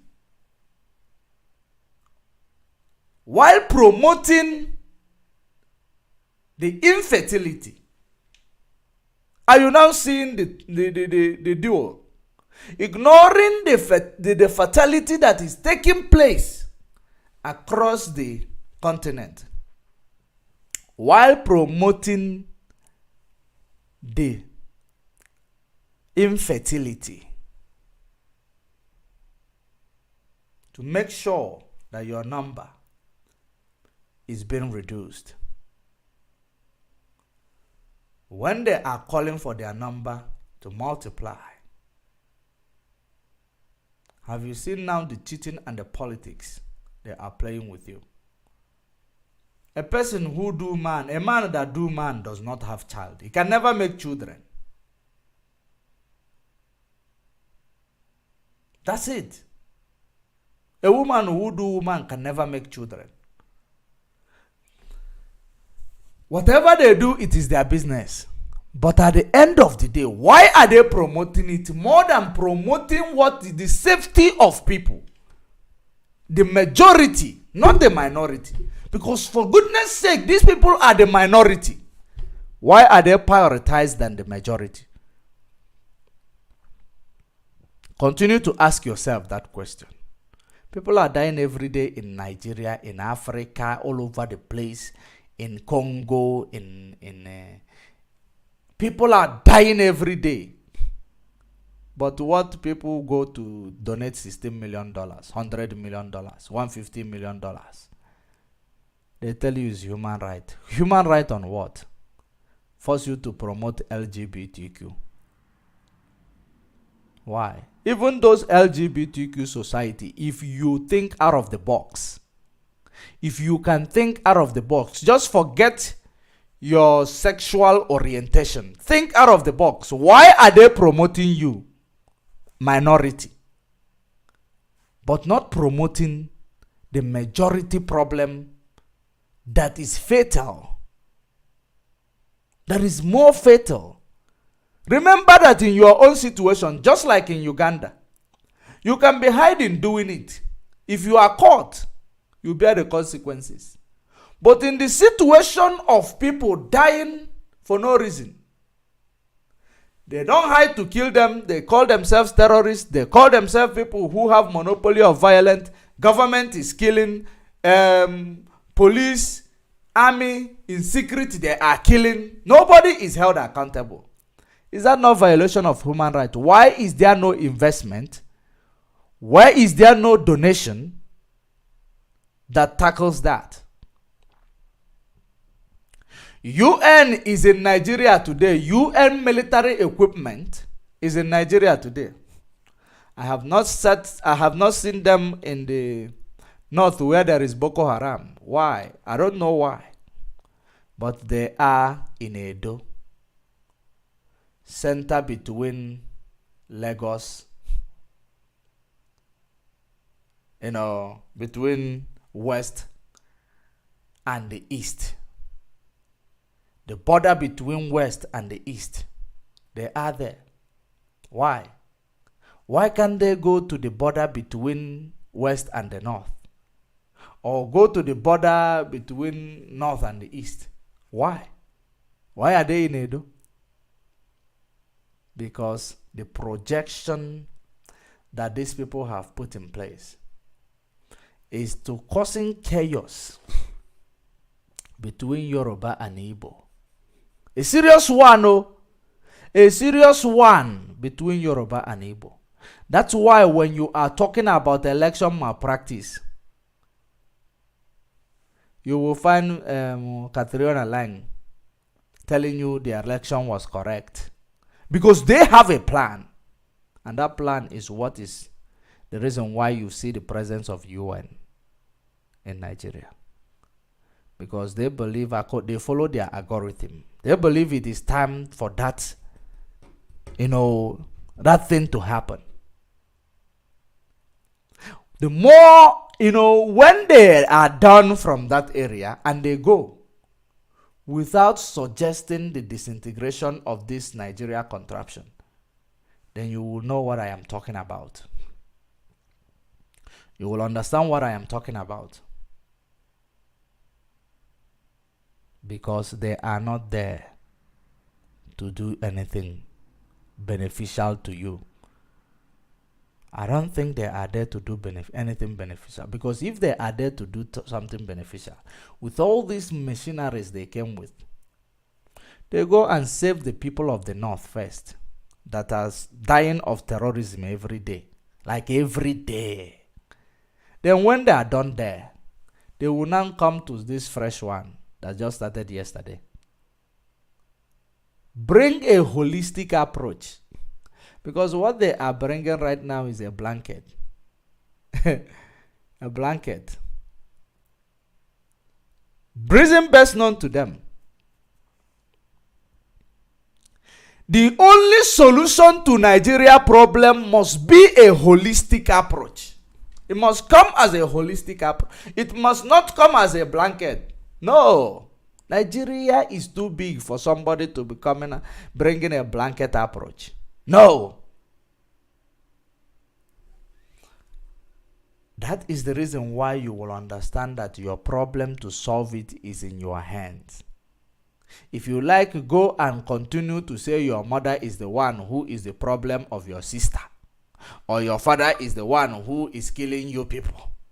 Instead of focusing and tackling the problem that is destroying you, that is making you not to have good hospital, good school, good road. Every day somebody we megi, we monyanwa, nannegi, we megi, nannagi, we megi. It is only thing that happen in a place where there is abject poverty. That's where the way they think. And that's what they do to themselves. If there is good road infrastructural development, security, will you be talking about this rubbish? No. You won't have time. Everyone will wake up and go to their work. Who will have time? If you like, it's like going to UK now. You are talking about my mother is doing juju for me. While in UK, all of you are in UK, you are saying your mother is doing UK juju for you inside UK. Who know what is juju? These things, they are not recognized. Why is it recognized in your land? Because of poverty. If there is no poverty, no one will even think about going to native doctor to say, now do juju for this. That is the reason why there is adage that say that if you don't have and others are having, it makes you feel bad. And when you feel bad, you might do something that is, irrational. That is the problem. So, in Nigeria, it is time for all the youth, whether you are Hausa, whether you are Yoruba, whether you are Biafra, wherever you are, it is time for you to take your destiny in your hands. Your destiny is in your hand. Because the people you have borrowed your destiny over the years, they are not, they are toiling with it. They are killing it, making you die without returning it. So it is time for you to determine where you want your destiny to be. It's very, very important. Otherwise, you are not going to, there will be no change. It will always get worse. Do you know why it will always get worse? Dollar was, Nigeria, the more the year is coming, the more dollar is climbing up in Nigeria. Every 5 years, dollar is going up in Nigeria. Have you asked yourself why? Because it is not created to get better. It is created to deteriorate until the doomsday. Don't wait for the doomsday. Make a hair while the sun is shining. It will save lives. If you wait for the doomsday, it will bring catastrophe. Now, don't wait for your politicians. They will never represent you. Their private jet is steaming. Their private jet is idling, rather. Sorry. Their private jet is idling. Osu anyatolo. That is the slangs, the slogan they use for themselves. Osu anyatolo. Now, who is going to come and rescue you? That is the question you need to be asking yourself. So, it is only through revolution. As it is now, revolution is what will make these people to get your attention. They will make you to get the attention of these people and the world at large that are ignoring your cry. Revolution. Now, let's take for example. Let me show you something. Because without revolution, they will be catching you one after another. These politicians will be playing games with you. As na nwata na kedu ka esi ekwu ya na nwata na nwanza na ele ọkọ si na ọ na-ara mmanụ. Let me show you an example. Now, the example is, let me see this before we proceed.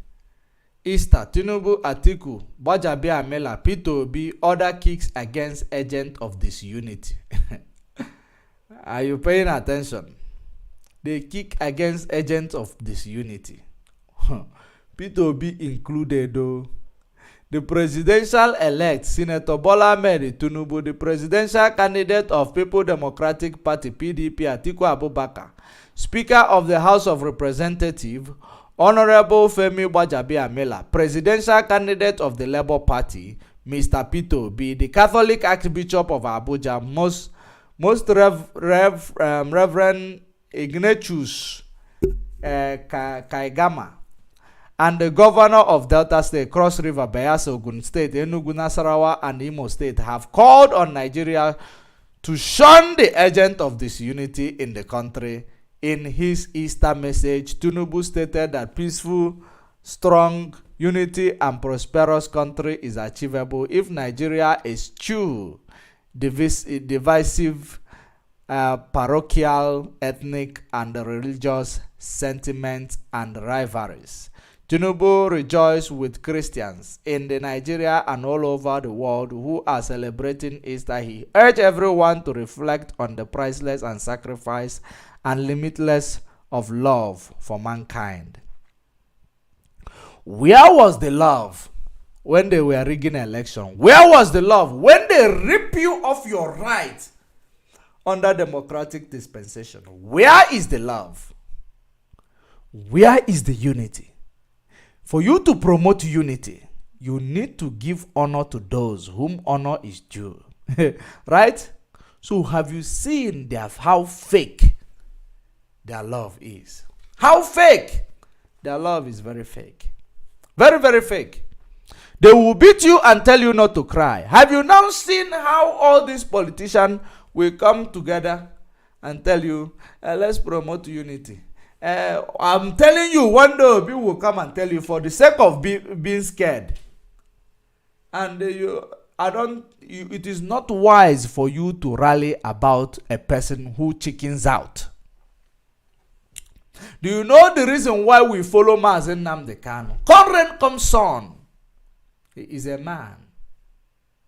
He is the man. You don't follow a man that chickens out. If he is joining these people calling for unity and telling you that the agent of disunity, what is that agent of disunity? Femi Fani-Kayode is there, talking anything that he feel like, insulting anybody he feel like, threatening anybody he feel like, threatening ethnic group DSS did not go and arrest Femi Fani-Kayode. But a traditional ruler just spoke something. And they went and picked him up. Jail him straight. Did they take him to court? The answer is no. So, where are you going to start with the peace? Mazi Nnamdi Kanu was kidnapped and renditioned to Nigeria. Court discharged and acquitted him. He is still held in the custody. Where are you going to start with this, your peace? Chimamanda, wrote a piece kicking back against the election malpractices in Nigeria. Constructively, they have threatened her. Listen to this. Let me show you.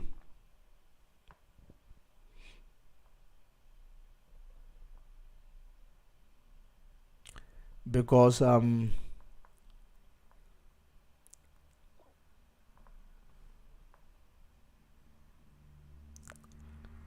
let me show you.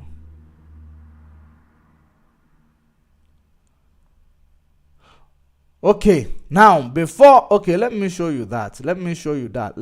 After showing you, I will contextualize it to the next thing I'm going to show you.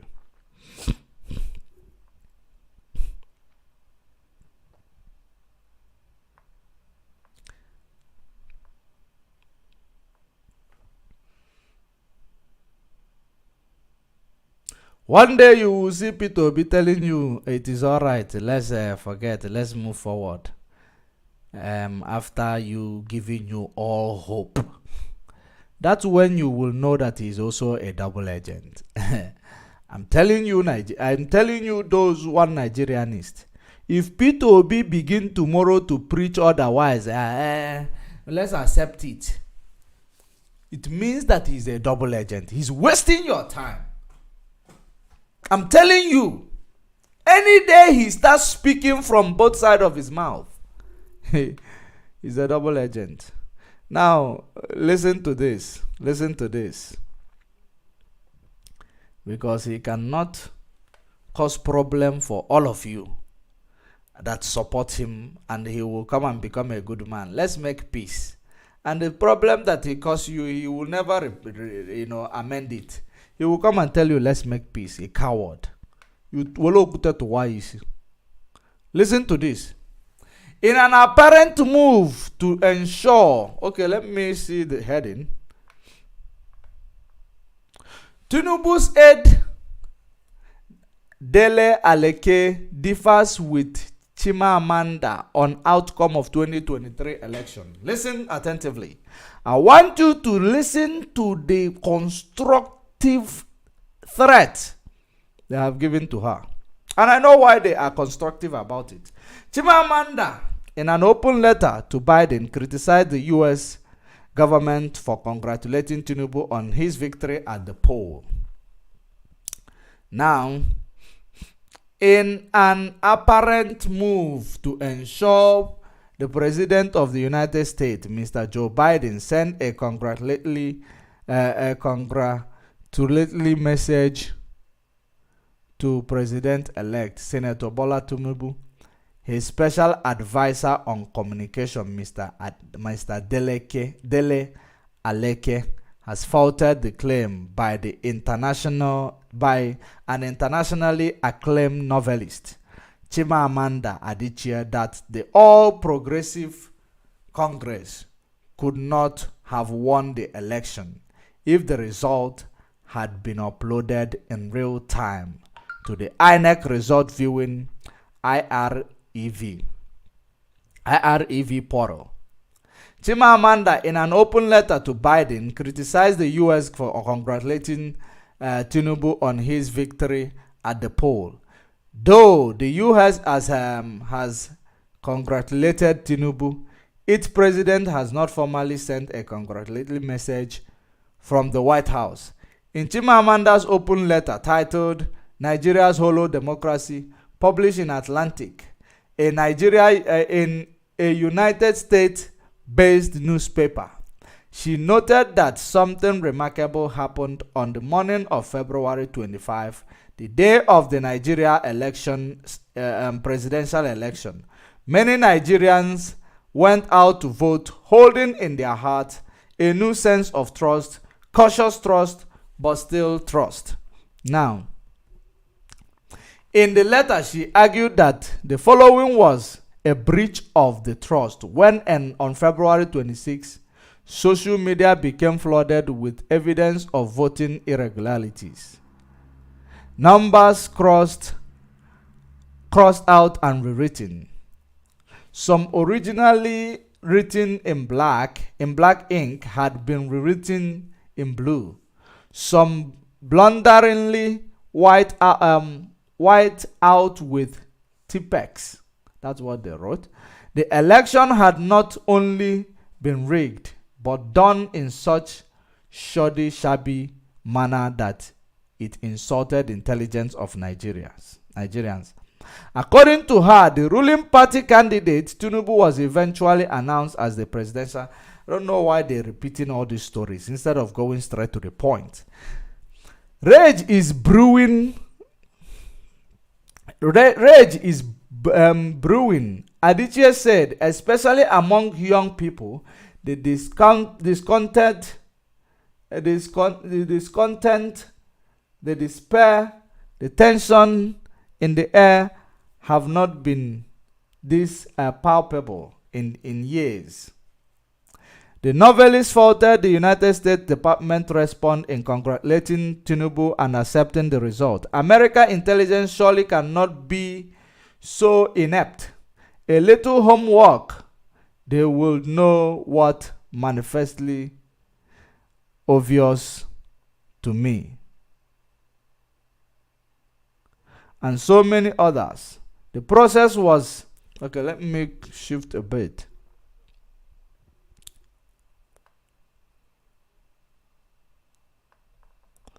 Let me...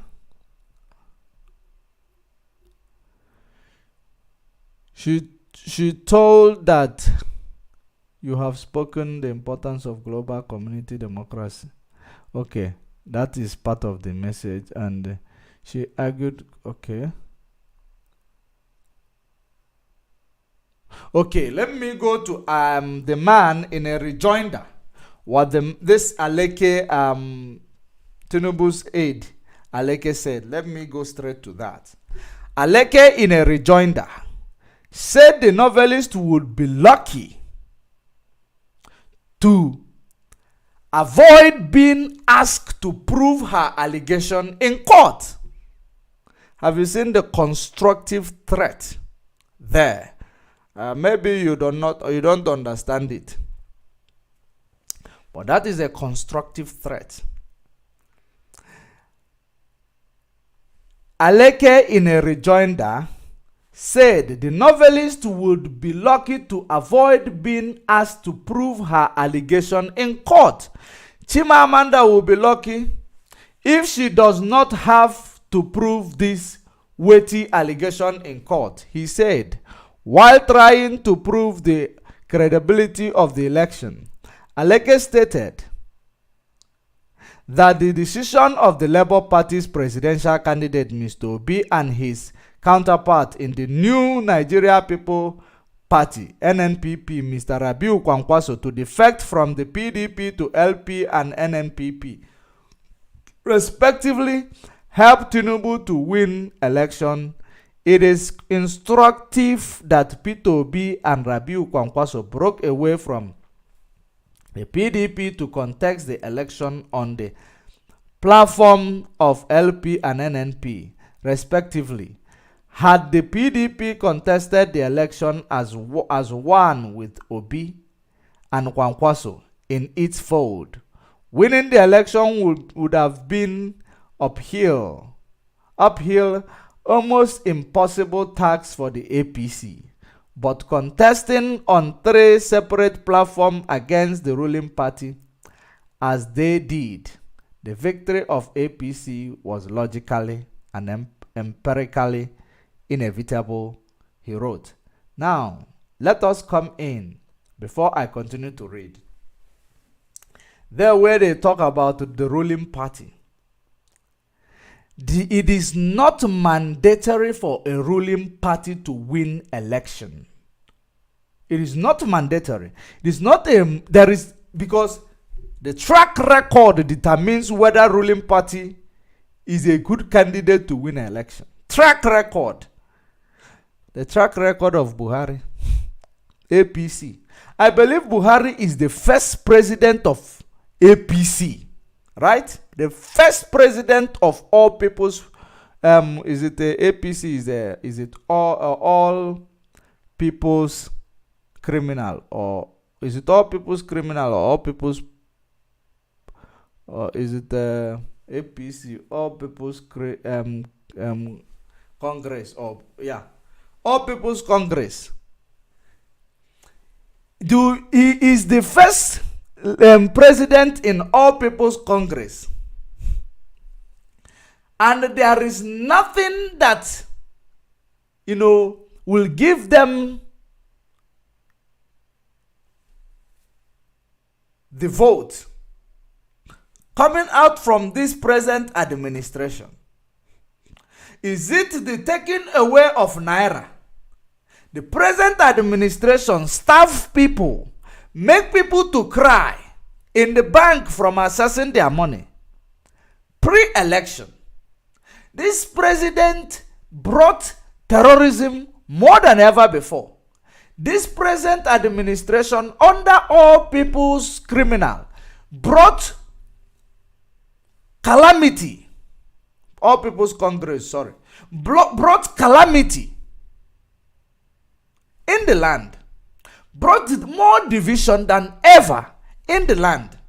So what will trigger a person, somebody who is sensible, to vote for such party, except the people they will buy to vote for them? And when they are buying, they cannot buy the whole of Nigeria. They cannot buy 40% of Nigeria. They can, because your work is your vote. They have no work. And the best work is in infrastructure and security. That is the best work any leader can do. Security and infrastructure. Economy, security, and infrastructure. Very, very important. Without that, there is no nation. So, this party did not achieve any of this. And he's calling them ruling party. You don't have what it takes to contest with a ruling party, which has led people to hell that they are trying to come out of. The whole nation to hell. They are trying to come out of it. And you say they took themselves back to it. I don't think it is possible. It is not possible. Not even that I don't think. And that is what this man is saying. That Chimamanda would be lucky if the DSS did not. Because I am not quoting him verbatim. But according to what he said, Chimamanda will be lucky if she is not brought in and taken to court to prove that the Nigeria election was hollow and sham. That's exactly the meaning of what this guy said. Because Chimamanda is from Biafra clan. Whatever they say, there must be meaning out of it. It is something that people, they don't have freedom of speech. They don't have freedom to their opinion. They don't have freedom. That's why what she said is a problem. So she is now trying to intimidate her. Avoid being asked to prove allegation in court. It's a constructive threat. In case if you never know. So, now have you now seen the reason why you are fooling yourself? If you are an Igbo person, continue to clamor for one Nigeria. You are a biggest fool of the century. Believe you me. If you are from Biafra land, You are clamoring one Nigeria. Something is wrong with you. Now, this man did not challenge those who have information, raw information about the election that happened. But she's challenging Chimamanda because she wants to intimidate her. It shook them that she could do, make that move. But there is an adage that says, "Onya potekwana wago no nola maka otete also apoyo obuna n'okwu." They never expected that she could make that move. Not from her. So, it shook them. That is the reason why I continue to call on my sister Chimamanda. Stop. It is no longer time to defend this Nigeria. It is time to defend your own people directly. Your own people. It is about ethnicity right now. The Fulanis are protecting their terrorists. You cannot touch them. That's why Gumi go and negotiate with terrorists. Come back and tell you, warn you what you must do for the terrorists. Otherwise, there will be problem. And he's not getting arrested. That is the reason why Femi Fani-Kayode can open his mouth, insult anybody he wants, threaten the Igbo as a nation or ethnicity under one zoo. He will not get reprimanded. But another person say the same thing, not even harsh. The way Olomo AFC or MC said his own, he got taken immediately to custody. So, have you now seen how important it is important now? Stop writing for the sake of this one Nigeria. It's not going to do anybody any good. It is not. Wole Soyinka is protecting his own brother. His own brother. So everyone has turned to their own, except Biafrans. When are you going to turn to your own? Let's use this our influence to get the cry of Biafrans to the world. Because whether if you decide to continue to believe in Nigeria, it will do nothing for you. It will do absolutely nothing for you. Did you now see? Let me now show you how they have, they have tried to nullify your claim. How they have tried to nullify your claim. Before we go there, let me finish read this article before we go there.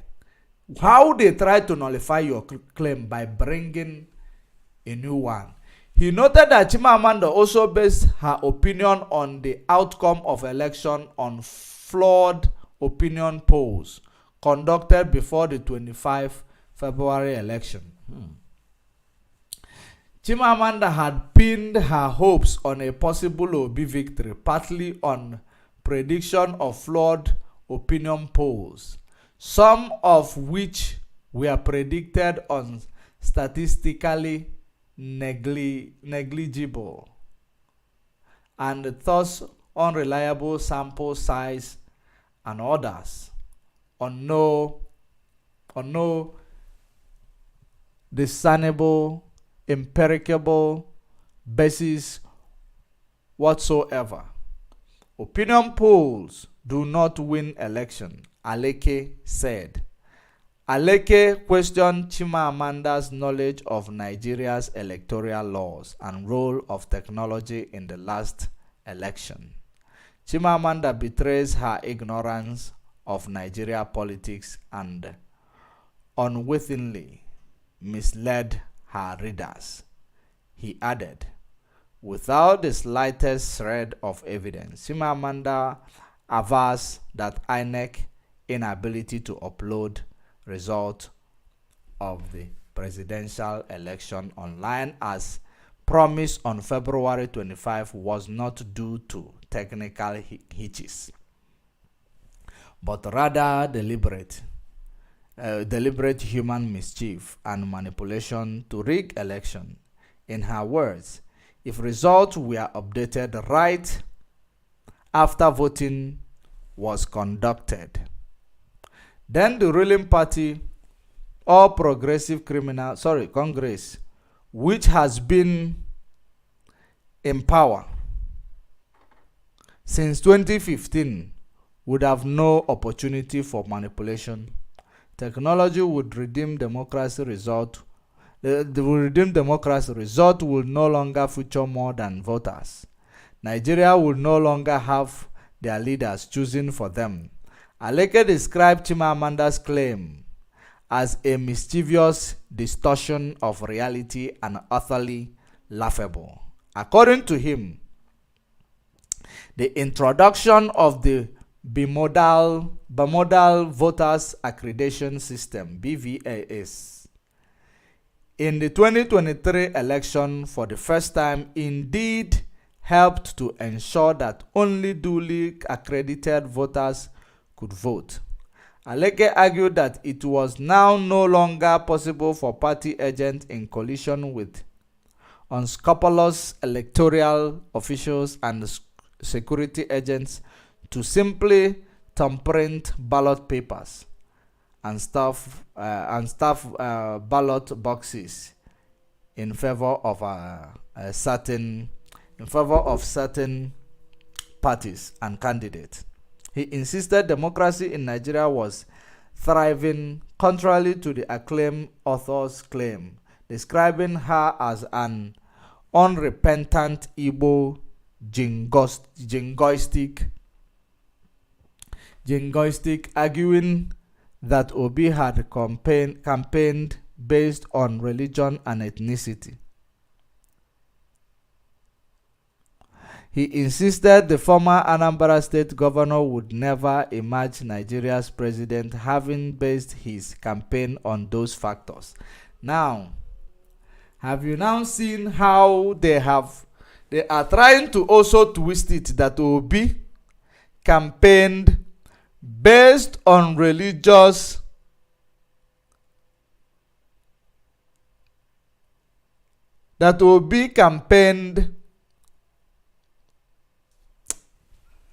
let me see it again.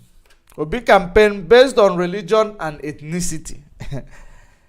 So now, having seen Obi's campaign, if Obi campaigned based on religion and ethnicity, will Obi go to the 36 states of Nigeria?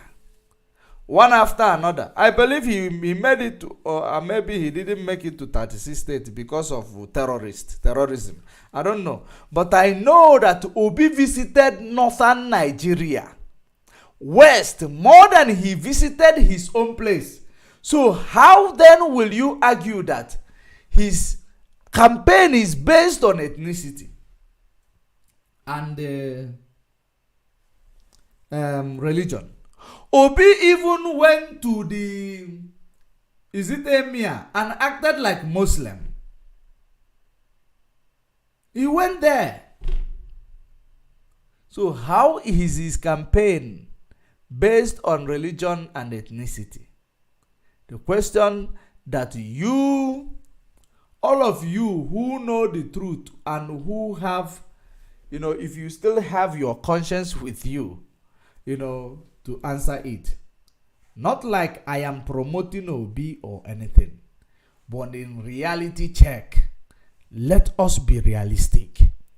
Because we are using this thing that happened to Obi for you to, as a point of contact to remind you what has been happening. That we've been preaching over the years and you've been ignorant of understanding the fact that you and your children and family are not needed.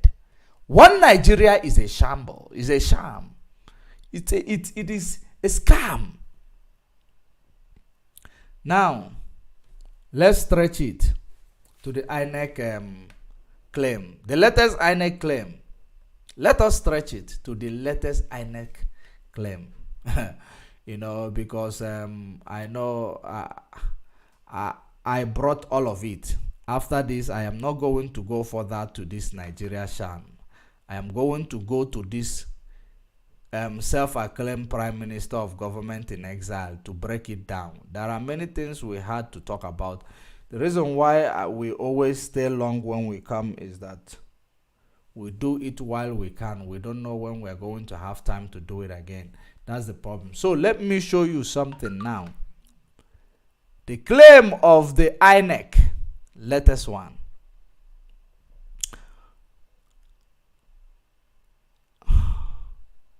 All right, here we go.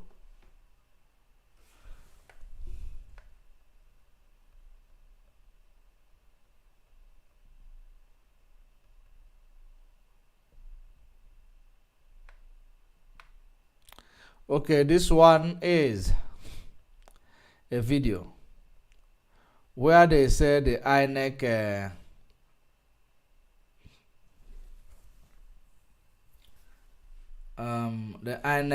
chairman.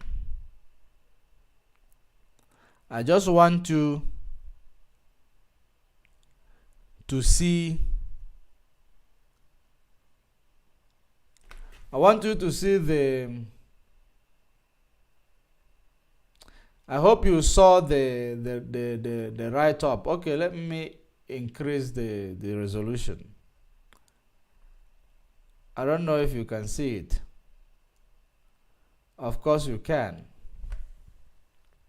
Can you see the headline? I'm not going to play the video, but I just want to show you exactly what it looks like. You can see what they said there. I hope you can see it. It says 2023 presidential election fallout. INEC electronics collation of result not compulsory. Not compulsory. Let me tell you who said it. Electronic transmission of result not compulsory. Ex-INEC spokesperson by Channel TV. Now, let us find out why electronics transmission or collation of result not compulsory. Why? Then the first question is, why is there introduction of this electronics collation when they are not compulsory? Does it mean that you take taxpayers' money, you play with it? Or does it mean that you guys brought it in order to, use it and play games? You didn't buy it to use it for the sake of a credible election.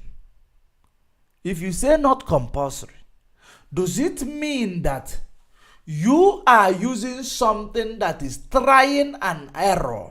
You are trying an error with what determines the life of 260 million people and more. You were trying an error. If you say it is not compulsory, why then introduce it? Why then introduce it? If it is not compulsory.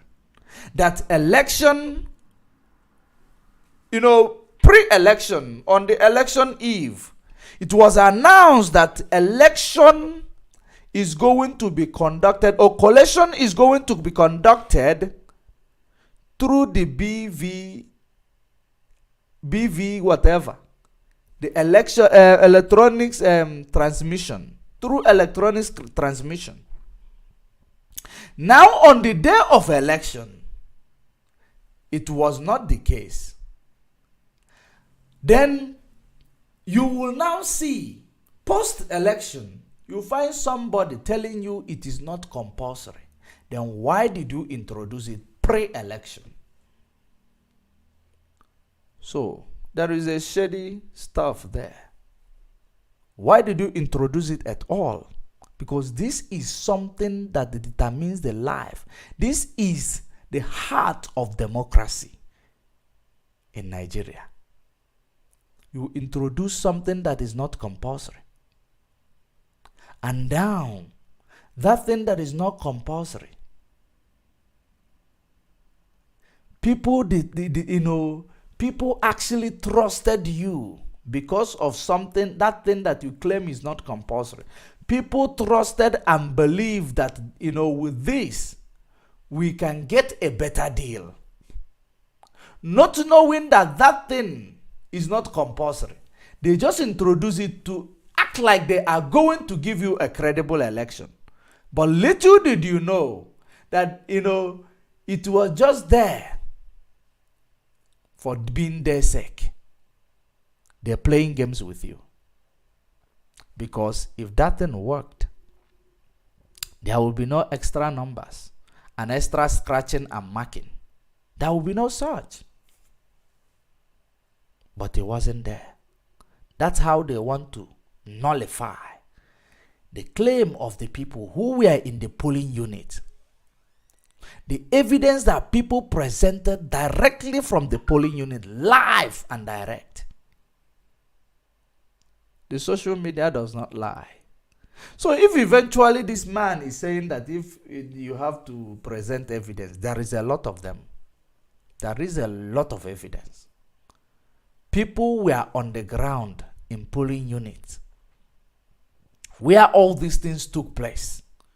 So, what evidence are you looking for?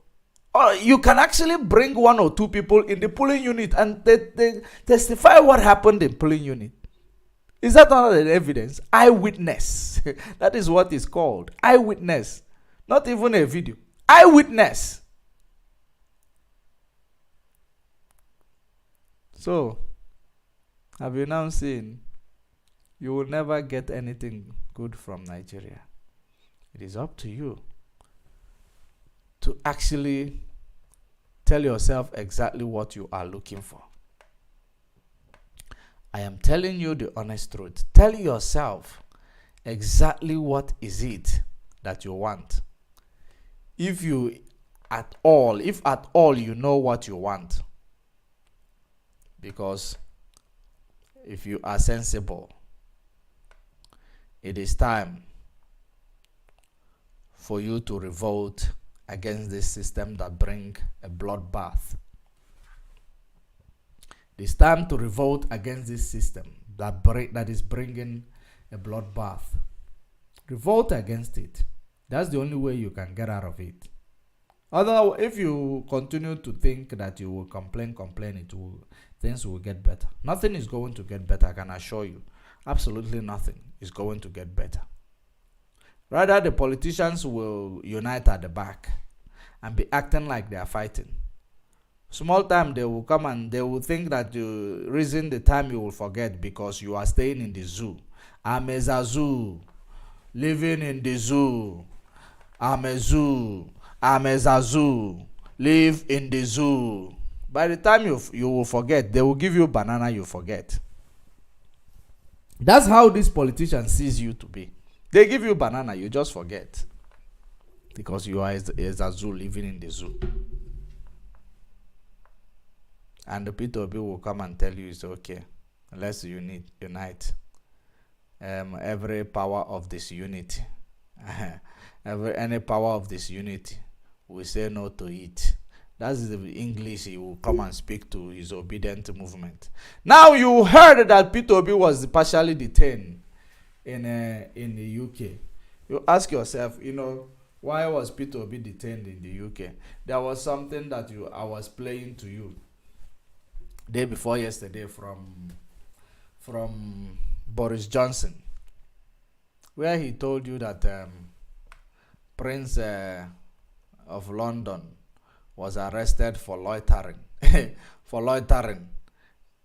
So they want to give you example of it, that you are nobody. Anybody can get arrested. But now, the issue, why did they start it with Obi? They say for impersonation. Why did they start it with Obi? Instead of starting it with the criminals we know. Of course, they are trying. In my own point of view, I believe they are trying to show you that anybody can be detained, go onto the other side of the law. I don't even see anything big about it, because you are Obi, you are one Nigerianist, you are holding a green passport, and your president select now he has polluted the green passport more. So anywhere you go, you must be scrutinized. Your scrutiny is going to be extraordinary, because you are going to be led by a drug baron. So automatically, of course, you will see the position of Tinubu. If he eventually ascend that office, you will see drug moving up. Drugs will be carrying drugs, like hawking drugs on the street. Because that is what, if you select a president that is a drug dealer, or you find out that the whole country will be drug dealings. Terrorists, you will find terrorists roaming around the street. Gangster, you will find gangster killing people everywhere with all pleasure. So that is exactly what these people, they know. So you being scrutinized, it is about your green passport. They know they see your face, so it is about your green passport. They say you are impersonating somebody or what? If that is true, I saw it on Arise TV. I have it here. As let it not be like it is something I am formulating by myself. I believe I have it here. Let me show you.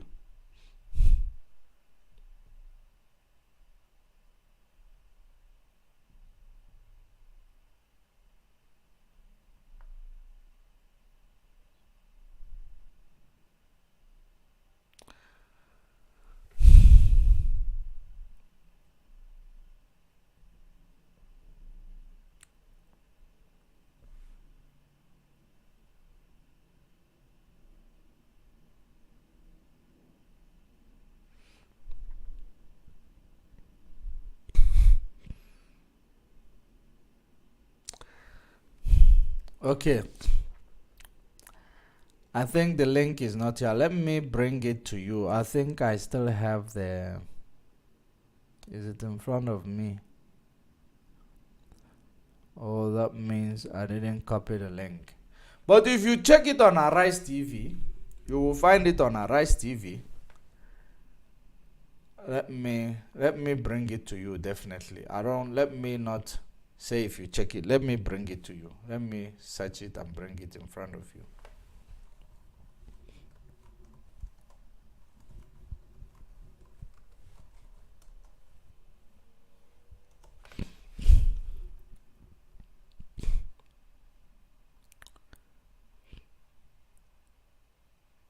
Okay, now even Femi Fani-Kayode posted it, because he even posted it.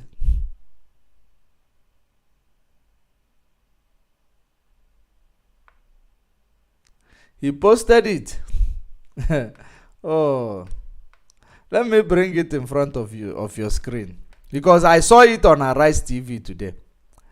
Of course, it is in front of your screen, actually. It is in front of your screen. Let me show you.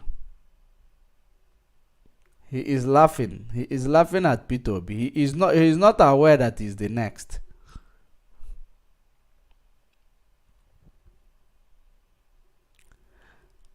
I won't be able to search it on Arise News, but I